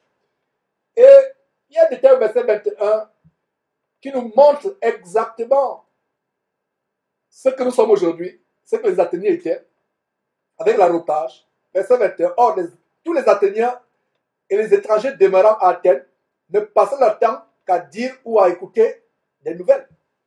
C'est la même chose aujourd'hui, dans notre génération, avec Internet. Les gens passent leur journée, leur temps, qu'à dire et à écouter les nouvelles. Il y a des gens qui sont même possédés par la télévision, ils ne peuvent pas passer une journée sans écouter les nouvelles à la télévision. Il ne peut pas passer une journée sans aller sur YouTube, sur Facebook, voir ce qu'on a encore dit, chercher des blagues. D'autres même vont pour la pornographie, des choses terribles. Vous voyez, il n'y a rien de nouveau sur le soleil, nous dit le livre d'Ecclésiaste. Voilà les Athéniens et les étrangers demeurant à Athènes qui font exactement ce que le monde entier presque fait aujourd'hui, passer leur temps à aller sur les réseaux sociaux, entendre des nouvelles. Et puisque Paul est allé prêcher dans l'aropage, nous aussi, nous sommes présents à l'aropage avec Jésus-Christ TV. Nous publions des informations qui peuvent édifier les gens, nous publions les enseignements, parce que aujourd'hui, vous pouvez avoir un ami, un grand ami dans votre ville, vous êtes à Yaoundé, à Douala, à Paris ou à New York, vous avez votre ami, votre meilleur ami qui est dans la même ville que vous. Vous pouvez passer 6 mois sans vous voir, mais vous voyez tous les jours sur WhatsApp, vous voyez tous les jours sur Facebook. Les gens sont devenus paresseux. L'homme est devenu paresseux, on se déplace avec peine aujourd'hui. Donc, les amitiés se conservent sur quoi?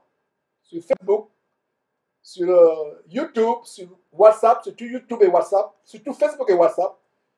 Vous pouvez être avec votre meilleur ami dans une même ville, 6 mois, 1 an, vous ne vous êtes pas vu, mais vous voyez tous les jours sur Facebook. Et voilà la tradition au temps des Athéniens qui se répète aujourd'hui, mes frères et sœurs. Alors, verset 21 à nouveau. Or, tous les Athéniens et les étrangers demeurant à Athènes ne passaient leur temps qu'à dire ou à écouter les nouvelles. Voilà, ils avaient la démangeaison d'entendre des choses agréables. Alors, Paul se met debout. Paul debout au milieu de l'aropage dit, « Hommes Athéniens, je vous trouve à tous égards extrêmement religieux. » Il commence à dire, à leur faire des éloges vous êtes vraiment des personnes religieuses, verset 23, regardez la sagesse avec laquelle Paul introduit son discours. Car en parcourant votre ville, et en considérant les objets de votre dévotion, regardez les objets de culte, les objets religieux qu'ils avaient, donc en considérant les objets de votre dévotion, j'ai même découvert un autel avec cette inscription à un Dieu inconnu. Ce que vous révérez sans le connaître, c'est ce que je vous annonce. Donc, chaque autel avait un Dieu, le Dieu tel, le Dieu de la pluie, le Dieu de ceci, le Dieu de la récolte, le Dieu de la naissance, le Dieu de ceci, le Dieu de cela. Tout aspect de la vie des Grecs avait un Dieu. Mais il y avait aussi un autel, un Dieu inconnu, que personne à Athènes ne connaissait. Donc Paul leur dit, là où il y a un vide, cet autel vous avez mis un Dieu inconnu, et il y avait des gens qui vénéraient ce Dieu.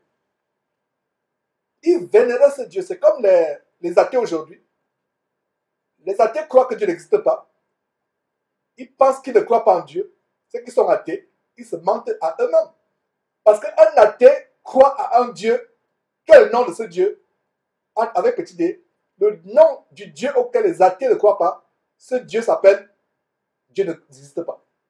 Donc les athées croient à un Dieu, à un démon qui s'appelle Dieu n'existe pas. Voilà en quoi les athées croient. Très grande révélation, n'est-ce pas? Donc ces gens qui disent que je suis athée, il n'est pas athée, il croit à un démon. Ce démon a pour nom Dieu n'existe pas. Ce démon, le rôle de ce démon, c'est d'amener les gens à croire que Dieu n'existe pas. Donc ce démon s'appelle Dieu n'existe pas. Voilà le Dieu que les athées adorent sans s'en rendre compte. Et c'est le même cas que Paul, c'est la même chose que Paul dit aux Athéniens, que vous adorez un Dieu sans le connaître, parce qu'il y avait un autel. Tous les autels avaient le nom d'un Dieu, mais il y avait un autel dont l'inscription était à un Dieu inconnu.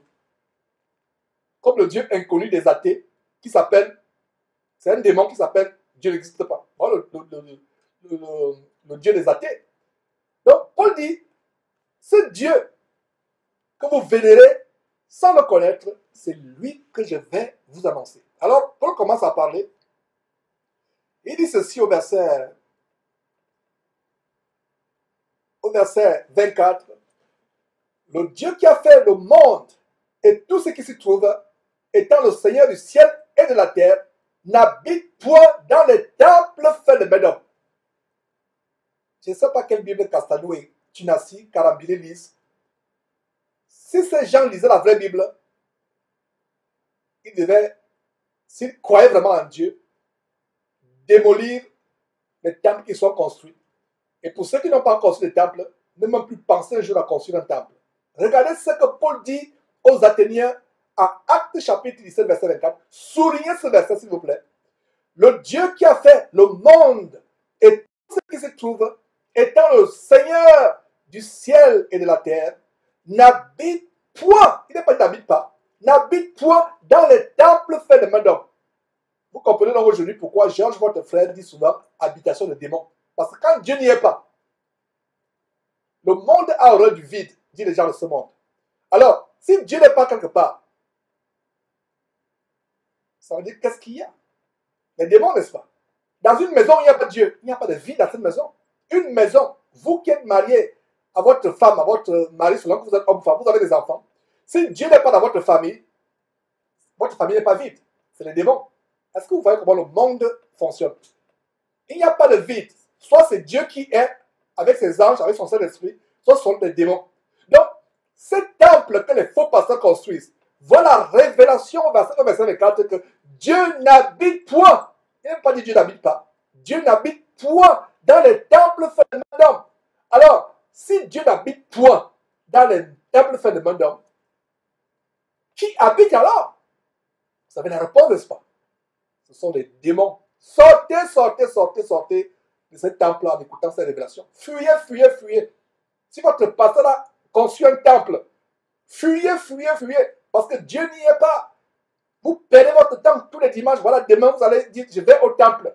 Je vais au vase de l'honneur de Sanogo, plutôt au vase d'adultère, d'impudicité, vase de déshonneur de Sanogo. Je vais chez tel, je vais chez tel. Vous allez dans une habitation des démons. C'est pour ça que c'est des véritables bordels. Ils font les cirques, ils font toutes sortes de bordelleries dans leur temple. Ils couchent avec des chants, ils font des... C'est tout un désordre dans ce temple. C'est normal. La révélation, verset 24, Acte chapitre 17, verset 24. Dieu n'habite point. Dieu n'habite point dans les temples faits de main d'hommes. Et si Dieu n'habite point dans les temples faits de main d'hommes, qui y habite? Satan et ses démons. C'est pour ça que Jésus, en Apocalypse, parle, décrivant les synagogues des Juifs, dit ce sont les habitations des démons. Exactement. Quand Dieu n'y est pas, c'est les démons qui sont. Dieu n'est pas dans votre famille, c'est les démons qui sont dans votre famille. Dieu n'est pas dans un temple, c'est les démons qui sont dans ce temple. Dieu n'est pas dans une soi-disant église, ce sont les démons qui sont dans cette église. Est-ce que vous avez compris, mes frères et sœurs? Notez, notez, notez, notez, s'il vous plaît. Notez, s'il vous plaît. Notez cela. C'est des grandes révélations. C'est des grandes révélations. Alors, verset 25. Non seulement Dieu n'habite point dans la table faite de main d'homme. Verset 25. Il n'est point servi par des mains humaines comme s'il avait besoin de quoi que ce soit. Regardez, comme s'il avait besoin de quoi que ce soit. Dieu n'a pas besoin d'être servi par les mains humaines. Dieu n'a besoin de quoi que ce soit. Vous qui dites qu'il faut donner les dîmes, il faut donner à Dieu. Voilà le verset qui dit que Dieu n'a besoin de quoi que ce soit. Donc un passage qui vous dit, donnez, Dieu a besoin de votre argent. Regardez, quand les Tunasiens font leur campagne d'escroquerie, ils disent que Dieu a besoin de ceci, Dieu a besoin de cela. Dieu n'a besoin de rien. Donc, demandez pour dire que voilà, nous allons construire des temples pour satisfaire nos folies de grandeur. On va vous comprendre. Mais dites pas, Dieu a besoin de votre argent. Dieu n'a pas besoin de cela. Regardez le verset 25. Dieu n'est pas servi par des mains humaines, comme s'il avait besoin de quoi que ce soit. Lui qui donne à tous la vie, la respiration et toutes choses. Verset 26. Il a fait que tous les hommes, sortis d'un seul sang, Paul parle de qui ici? Il parle d'Adam. Nous sommes tous sortis d'un seul sang, Adam. Donc, verset 26, Dieu a fait que tous les hommes, sortis d'un seul sang, c'est-à-dire Adam, habitaient sur toute la surface de la terre, ayant déterminé la durée des temps et des bords de leur demeure. Quand vous écoutez Paul parler ici, Paul parle avec la sagesse de Dieu, mais à la manière que les philosophes peuvent comprendre. Donc il écoutait avec attention. Cet homme, il s'exprime, il dit des choses. Donc Paul, en fait, pour eux, c'était comme si Paul annonçait une nouvelle philosophie, mais ils ne savaient pas que Paul annonçait tout simplement la sagesse de Dieu. Incroyable, mes frères et sœurs. Donc, verset 27, Dieu a voulu qu'ils cherchassent le Seigneur et qu'ils s'efforçassent à le trouver en tâtonnant, bien qu'ils ne soient pas loin de chacun de nous. Dieu n'est pas loin de tout homme sur terre. Dans notre conscience, même les athées qui disent que Dieu n'existe pas, je viens de vous démontrer il y a quelques minutes que les athées croient à un Dieu qui leur est inconnu, mais qui est un démon. Le Dieu des athées s'appelle, c'est un démon qui s'appelle Dieu n'existe pas. Et en fait, les athées croient en ce Dieu. Pourquoi? Parce que quand ils sont athées, que Dieu n'existe pas, alors ils peuvent devenir homosexuels, ils peuvent tuer, sortir avec les enfants sexuellement parlant, faire n'importe quoi, parce que eux, dans leur tête, Dieu n'existe pas. Donc, ils osent fermer leur conscience. Vous savez pourquoi la plupart des personnes deviennent athées? Parce qu'ils ne veulent pas confronter le jugement de Dieu dans leur conscience. Malgré le fait qu'ils n'ont pas le jugement de Dieu dans leur conscience selon eux, leur conscience est toujours là. Est-ce que vous savez comment nous sommes près de Dieu? Comment Dieu est près de chacun de nous? Chrétien ou non chrétien, c'est pas notre conscience. Même si vous avez une conscience morte, comme la plupart des faux pasteurs que nous dénonçons, il y a quand même un petit point de conscience qui est là, qui vous reproche. Voilà une grande révélation au verset 27, qui dit que Dieu a voulu que nous nous efforcions de le trouver en tâtonnant. Que ceci soit une consolation pour beaucoup de chrétiens. Moi qui vous parle, j'étais un grand pécheur. Et je ne suis pas encore arrivé, mes frères et sœurs, à la perfection. Que Dieu me fasse grâce d'y arriver. Et nous fasse grâce à tous d'y arriver. Mais que cela ne soit pas un moyen pour nous de nous relâcher, de dire que vraiment personne ne peut arriver à la perfection. Dieu, quand on crie à lui, quand on l'implore, on le supplie, peut nous donner de nous parfaire jour après jour et d'arriver à cette perfection. Mais beaucoup de gens ont cherché Dieu en tâtonnant. Beaucoup se sont retrouvés dans les églises abominables, fausses églises que nous dénonçons. Et aujourd'hui, ils ont les yeux ouverts. Dieu a voulu que chacun de nous le trouve en tâtonnant. Tu tâtonnes parce que tu es aveugle. Mais le jour où les yeux sont ouverts, tu ne vas plus tâtonner parce que tu vois clair. Et, autre révélation au verset 27, nous voyons que Dieu n'est pas loin de chacun de nous, chrétien ou pas chrétien. Chacun de nous n'est pas loin de chacun de nous. À cause de quoi? À cause de la conscience. Verset 28, très intéressant ce discours de Paul. Le grand discours de Paul à l'aéropage. L'endroit où les gens venaient pour entendre et dire des nouvelles à longueur de journée, le clair de leur temps. Verset 28, car en lui, en Dieu, nous avons le mouvement et l'être. C'est ce qu'ont dit aussi quelques-uns de vos poètes, de qui nous sommes la race. Voilà, donc, Paul essaie de parler comme eux. Paul utilise le langage pour les captiver, pour les amener à croire en Jésus-Christ. Verset 29, ainsi donc, étant de la race de Dieu, nous ne devons pas croire que la divinité soit semblable à de l'or, à de l'argent ou à de la pierre sculptée par l'art et l'industrie des hommes. Voilà comment Paul, de manière ingénieuse, de manière très intelligente, avec la sagesse divine, est en train de démolir le fondement religieux des Athéniens, qui est l'idolâtrie, les sculptures d'argent et de pierre, d'or, sculptées par l'art et l'industrie de l'homme. Voilà comment Paul est en train de détruire cela doucement, doucement. Verset 29 à nouveau, très grand verset. Ainsi donc, étant de la race de Dieu, nous ne devons pas croire que la divinité soit semblable à de l'or, à de l'argent ou à de la pierre sculptée par l'art et l'industrie de l'homme. En d'autres termes, Paul leur dit, vos dieux qui sont faits de vos mains ne sont pas des dieux. Dieu ne peut pas être rabaissé à une pierre sculptée. Dieu ne peut pas se rabaisser à de l'argent sculpté. Dieu ne peut pas se rabaisser à de l'or sculpté. Tout ça, ce n'est que la vanité de vos artistes, la vanité de vos industries. Verset 30. Dieu, sans tenir compte des temps d'ignorance, annonce maintenant à tous les hommes, en tout lieu, qu'ils aient à se repentir. Se repentir de quoi? De leur mauvaise vie, de leur vie de péché. Voilà comment Paul annonce puissamment la parole de Dieu. Il démolit l'idolâtrie démesurée des Athéniens, des Grecs. Il démolit cela. Il montre que ces choses ne sont pas des divinités. Ce sont des tas de pierres, tas de poussières, tas de métaux, or, argent. Et il les amène à se repentir que Dieu, sans tenir compte des temps d'ignorance, annonce maintenant à tous les hommes, en tout lieu, qu'ils aient à se repentir. Verset 31. Parce qu'il a fixé un jour où il jugera le monde selon sa justice. Et ce jour arrive. Ce jour, mes frères et sœurs, arrive. Un jour fixé par Dieu. Seul Dieu connaît ce jour. Aucun homme ne connaît ce jour. Comme ce faux prophète qui est allé dans cette chaîne de position spirituelle Casarema pour annoncer que Dieu lui a montré un jour où la fin du monde va arriver. Dieu ne lui a pas montré la bordellerie qui se passe sur Casarema. Dieu ne lui a pas montré la prostitution qui se passe sur Casarema. Dieu ne lui a pas montré les faux pasteurs qui se passent sur Casarema, qui passent sur Casarema, qui viennent payer pour passer sur Casarema. Dieu ne lui a pas montré le satanisme qui est dans cette chaîne qui est une abomination. Mais Dieu lui montre le jour où la fin du monde aura lieu. Incroyable. Peut-être nous reviendrons dans quelques jours sur cela. Le jour où Dieu a fixé, pour le jugement, aucun homme ne sait ce jour. Même son fils Jésus-Christ ne connaît pas ce jour.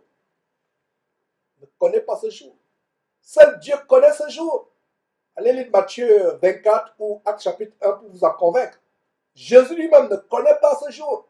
Les anges eux-mêmes ne connaissent pas ce jour. Mais un faux prophète qui a payé l'argent pour aller à cette chaîne de position spirituelle Casarema vient vous dire qu'il connaît le jour. Satan qui le tourmente. Parce que c'était Dieu. Dieu devait lui montrer l'abomination qui est derrière cette chair abominable avec ce couple de femmes Blaise et Lise Manzabi. Mes frères et sœurs.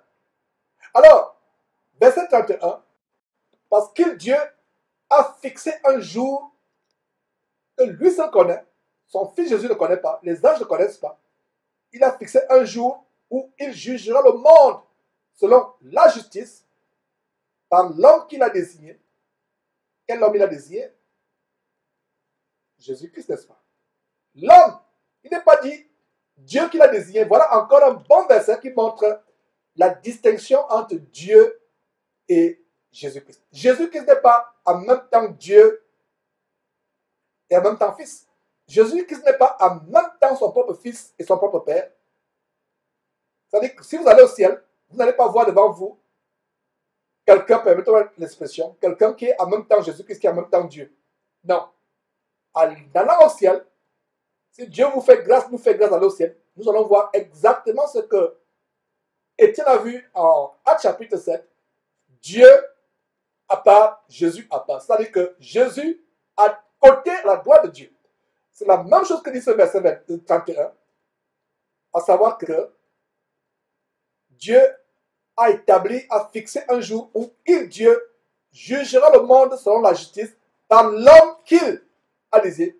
L'homme, qui est cet homme? Jésus. Qui a désiré cet homme? Dieu. Donc voilà un très bon verset à nouveau qui montre la distinction entre Jésus et Dieu. Jésus est le Fils de Dieu, l'homme qui est venu sur terre, qui est né, qui a grandi, qui a fait son ministère, qui est mort sur la croix, que Dieu a ressuscité, que Dieu a élevé au ciel, qu'il a fait asseoir à sa droite. Voilà un très bon verset qui montre la distinction. Alors, verset 31, parce qu'il a fixé un jour où il, Dieu, jugera le monde selon la justice par l'homme, quel homme? Jésus-Christ, qu'il a désiré, qui a désiré cet homme, Jésus-Christ. C'est Dieu qui a désiré cet homme. Ce dont il a donné, c'est-à-dire ce dont Dieu a donné à tous une preuve certaine en l'en ressuscitant les morts. Dieu a ressuscité qui est mort? Il a ressuscité les morts, Jésus-Christ. Jésus-Christ a ressuscité lui-même, puisque vous dites qu'il, pas, du moins pas vous tous, certains d'entre vous pensent que c'est lui en même temps Dieu. Non! Jésus-Christ ne s'est pas ressuscité lui-même d'entre les morts. Qui l'a ressuscité les morts? C'est Dieu son Père qui l'a ressuscité les morts. Voilà une preuve encore.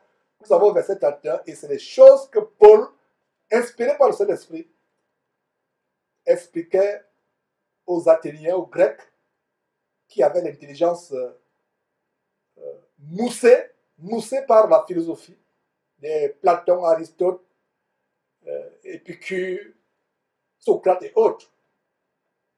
Verset 32. Lorsqu'ils entendirent parler de résurrection des morts, les uns se moquèrent et les autres dirent, nous t'entendrons là-dessus une fois. Voilà, le diable n'aime pas entendre parler de la résurrection des morts. Jusqu'à présent, ces gens écoutaient attentivement Paul. Ils écoutaient. Depuis le verset 22 jusqu'au verset 31, ils attendent avec, ils écoutent avec passion, ils savourent cette nouvelle doctrine. La bonne nouvelle, ils savourent cela. Mais dès que Paul annonce la résurrection des morts, les gens disent non. On pensait que tu enseignais des bonnes choses, mais là tu es devenu fou. Là tu nous as montré que tu es fou. Non, ça, on ne peut pas croire à cela. Parce que pour des philosophes grecs, la résurrection des morts est une folie. C'est une folie. Voilà. Nous prêchons Christ ressuscité. Folie pour les Grecs et les Romains et autres. C'est une folie. Quand vous prêchez que Christ est ressuscité, c'est une folie. Donc, lorsqu'ils entendirent parler de la résurrection des morts, les uns se moquèrent et les autres dirent, nous t'entendrons là-dessus une autre fois. Le diable n'aime pas entendre parler de la résurrection de Jésus-Christ d'entre les morts. Il y a la puissance dans la résurrection de Jésus-Christ. Ce n'est pas un exemple. Regarde les croix, les chapelets des catholiques, les croix des catholiques. Le diable voudrait que vous croyez que Jésus-Christ est éternellement sur un morceau de bois. Regardez là, le chapelet que les catholiques aveuglés égrènent à longueur de journée. Regardez les croix dans les temples, dans les cathédrales, les chapelles, les paroisses catholiques et autres. Même les soi-disant églises du mouvement pentecôtiste et protestants évangélicaux et protestants et autres. De plus en plus, ils ont aussi les croix. Le diable voudrait voir Jésus éternellement sur un morceau de bois. Ce n'est pas par hasard, mes frères et sœurs. Nous vous annonçons des choses grandes pour que vous compreniez que ce n'est pas par hasard que le diable a aveuglé les gens afin qu'ils aient les croix au-dessus de leur soi-disant église, qu'ils aient les croix comme boucle d'oreille, qu'ils aient les croix sur leur poitrine, qu'ils aient les croix comme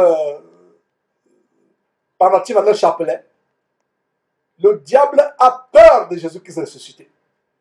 Il n'y a pas la puissance dans Jésus-Christ qui est mort tout simplement. Il y a la puissance dans Jésus-Christ mort et ressuscité. C'est pour ça que le diable a réussi de mettre dans l'intelligence de plusieurs personnes dans le monde Jésus-Christ qui est éternellement sur une croix. Jésus a fait combien de temps sur une croix? Un jour? Non. 10 heures? Non. 5 heures? Même pas. Jésus a fait environ 3 heures suspendu sur la croix. Et ensuite, on l'a fait descendre de la croix. On l'a fait enterrer dans le sépulcre qu'ava prêté ce riche Joseph d'Arimathée. Il a fait 3 jours et 3 nuits dans le sol de la terre. Et Dieu son Père l'a puissamment ressuscité. Et d'ailleurs, le diable a touché le cœur des personnes pour leur dire que pour que l'imposture de ses disciples ne continue pas à être répandue, à savoir qu'il est ressuscité des morts, cette imposture ne soit pas répandue, répandant le mensonge selon lequel ses disciples sont venus voler son corps.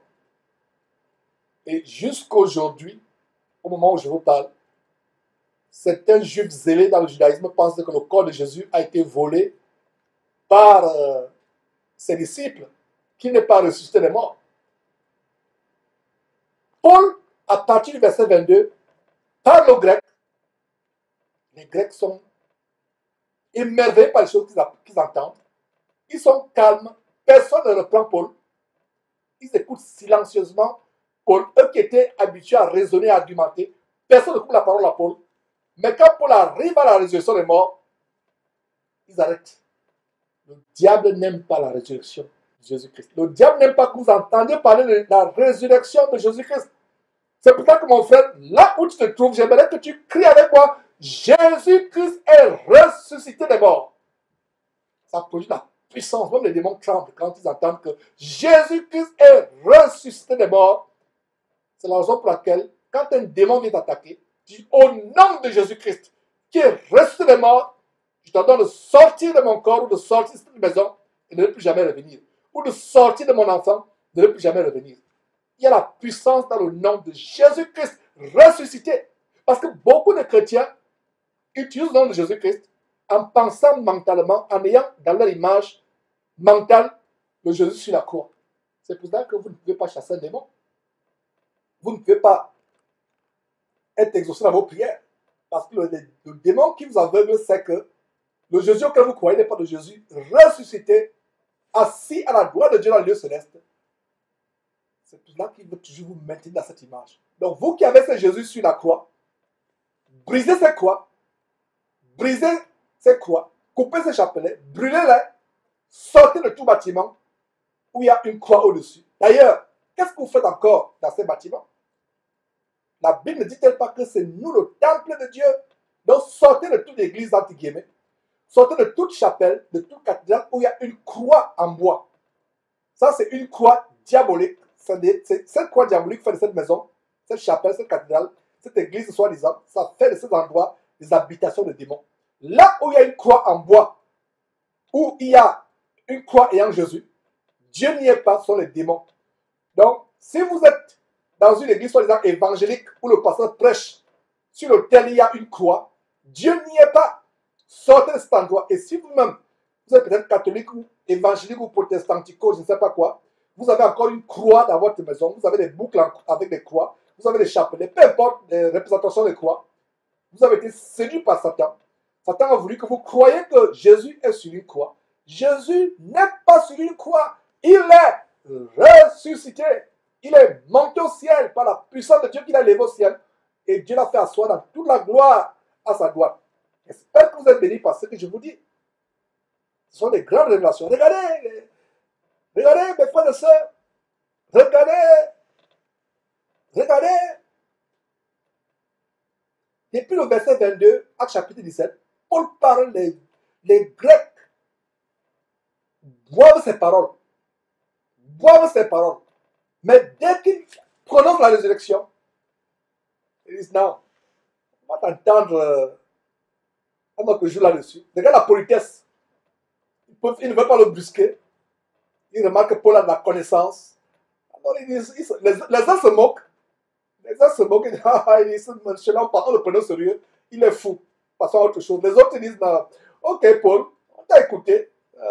On va t'entendre une fois là. Une façon de le chasser avec politesse. Et verset 23, Paul ne pouvait que se retirer du milieu d'eux. Paul se retira.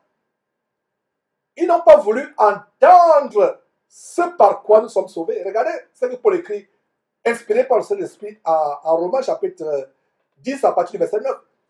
Si tu confesses de ta bouche le Seigneur Jésus, et si tu crois dans ton cœur que Dieu l'a ressuscité des morts, tu seras sauvé. Le salut vient de ce que nous croyons. Nous confessons, nous acceptons, nous confessons Jésus-Christ dans notre bouche et nous croyons du fond de notre cœur que Dieu l'a ressuscité. Nous sommes sauvés. Satan voyait que ces gens étaient à quelques pas, quelques secondes seulement de la résurrection. Quand Paul a commencé à leur prêcher la résurrection de Jésus-Christ. Notez ce verset, Romains chapitre 10 à partir du verset 9. Si tu confesses ta bouche le Seigneur Jésus-Christ et si tu crois dans ton cœur que Dieu l'a ressuscité des morts, tu seras sauvé. Donc, la croyance à la résurrection des morts est une étape pour le salut, pour la conversion en Christ Jésus. Regardez comment le diable arrive, ferme le cœur de ces gens qui écoutaient Paul. Ils disent, les uns se moquent de lui, les autres disent, ah non, on va t'entendre là-dessus. Paul a compris que c'était une manière polie de le chasser. Alors, verset 33, alors ainsi, Paul se retira du milieu d'eux. Verset 34, c'est là où on finit. Quelques-uns néanmoins s'attachaient. Il y a quand même quelques-uns qui sont attachés à lui. Quelques-uns néanmoins, pas tous. Voilà. Verset 34, très bonne consolation. Et c'est comme ça, nous les chrétiens, quand nous allons avec l'évangile, nous attendons pas ce que tout le monde croit. La majorité ne va pas croire. C'est la minorité qui va croire. Et même quelques-uns seulement. 1, 2, 3, 4. Si elle même dit c'est beaucoup. Quelques-uns. Voilà. Malgré le fait que Paul a été poliment chassé, verset 34 nous donne une consolation. Quelques-uns néanmoins s'attachèrent à lui et crurent. Ils ont dit à Paul, tu avais dit, tu as terminé, quand on t'a interrompu, tu parles de résurrection, nous voulons en savoir plus. Parle de cela. Et Paul leur a parlé de la résurrection. Et ils s'attachèrent à Paul, ils crurent. Et quelque chose de curieux, Denis l'Aréopagite, une femme nommée Damaris et d'autres avec eux, ils crurent. Regardez, Denis l'Aréopagite. Donc Denis, c'est comme aujourd'hui on dirait Mark Zuckerberg, le fondateur de Facebook. C'était un aréopagite, c'est-à-dire un ténor de l'aréopage. Comment on va dire aujourd'hui? Un ténor des réseaux sociaux, un ténor d'Internet. Comme le fondateur de Facebook, Mark Zuckerberg, ou le fondateur de Twitter ou de WhatsApp, etc. Le fondateur, ou comme les gens du monde disent créateur, il n'y a pas de créateur en dehors de Dieu. Disons plutôt fondateur. Alors, Denis l'aréopagite, lui-même cru. Donc il a laissé l'aréopage aux gens qui s'intéressent. Regardez comment, mes frères et sœurs, Dieu est merveilleux. Imaginez-vous que Mark Zuckerberg, le fondateur de Facebook, devient chrétien. Il abandonne Facebook. Il parle de Facebook. Lui qui a fondé Facebook, il va laisser des milliards et des milliards d'abonnés sur Facebook, sur la voie de l'enfer. Regardez un aréopagite qui a animé le débat. Denise l'aréopagite, est-ce que vous pensez que c'est par hasard que Dieu a permis que le Saint-Esprit nomme son nom? Donc, Paul a pêché un gros poisson ce jour-là. Malheureusement, Denise l'aréopagite en partant a laissé l'aréopage. L'aréopage, c'était Facebook de l'Antiquité du 1er siècle. Denise l'aréopagite, lui, il est converti, il sort de l'aréopage, il s'attache à Paul, il croit en Jésus-Christ. Il laisse derrière lui des personnes attachées à l'aréopage. Voilà le mystère de Dieu. Et il y a aussi une femme nommée Damaris. Et d'autres personnes avec eux qui s'attachèrent à Paul et qui crurent à Jésus-Christ. Donc Paul, de manière très sage, très intelligente, l'intelligence de cet esprit, annonça la résurrection. Mes frères, c'était un plaisir de vous partager ces choses. Plaise à Dieu, nous allons continuer avec le chapitre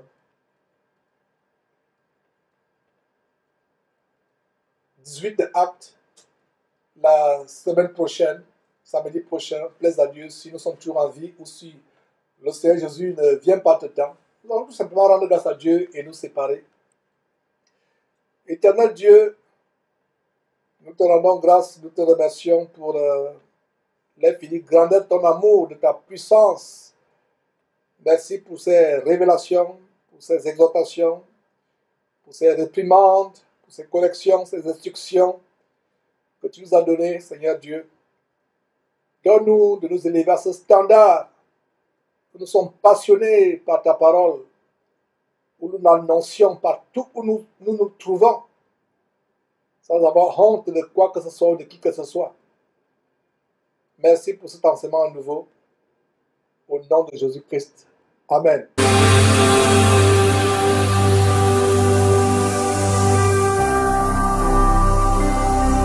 Jésus-Christ TV, vous connaîtrez la vérité et la vérité vous affranchira.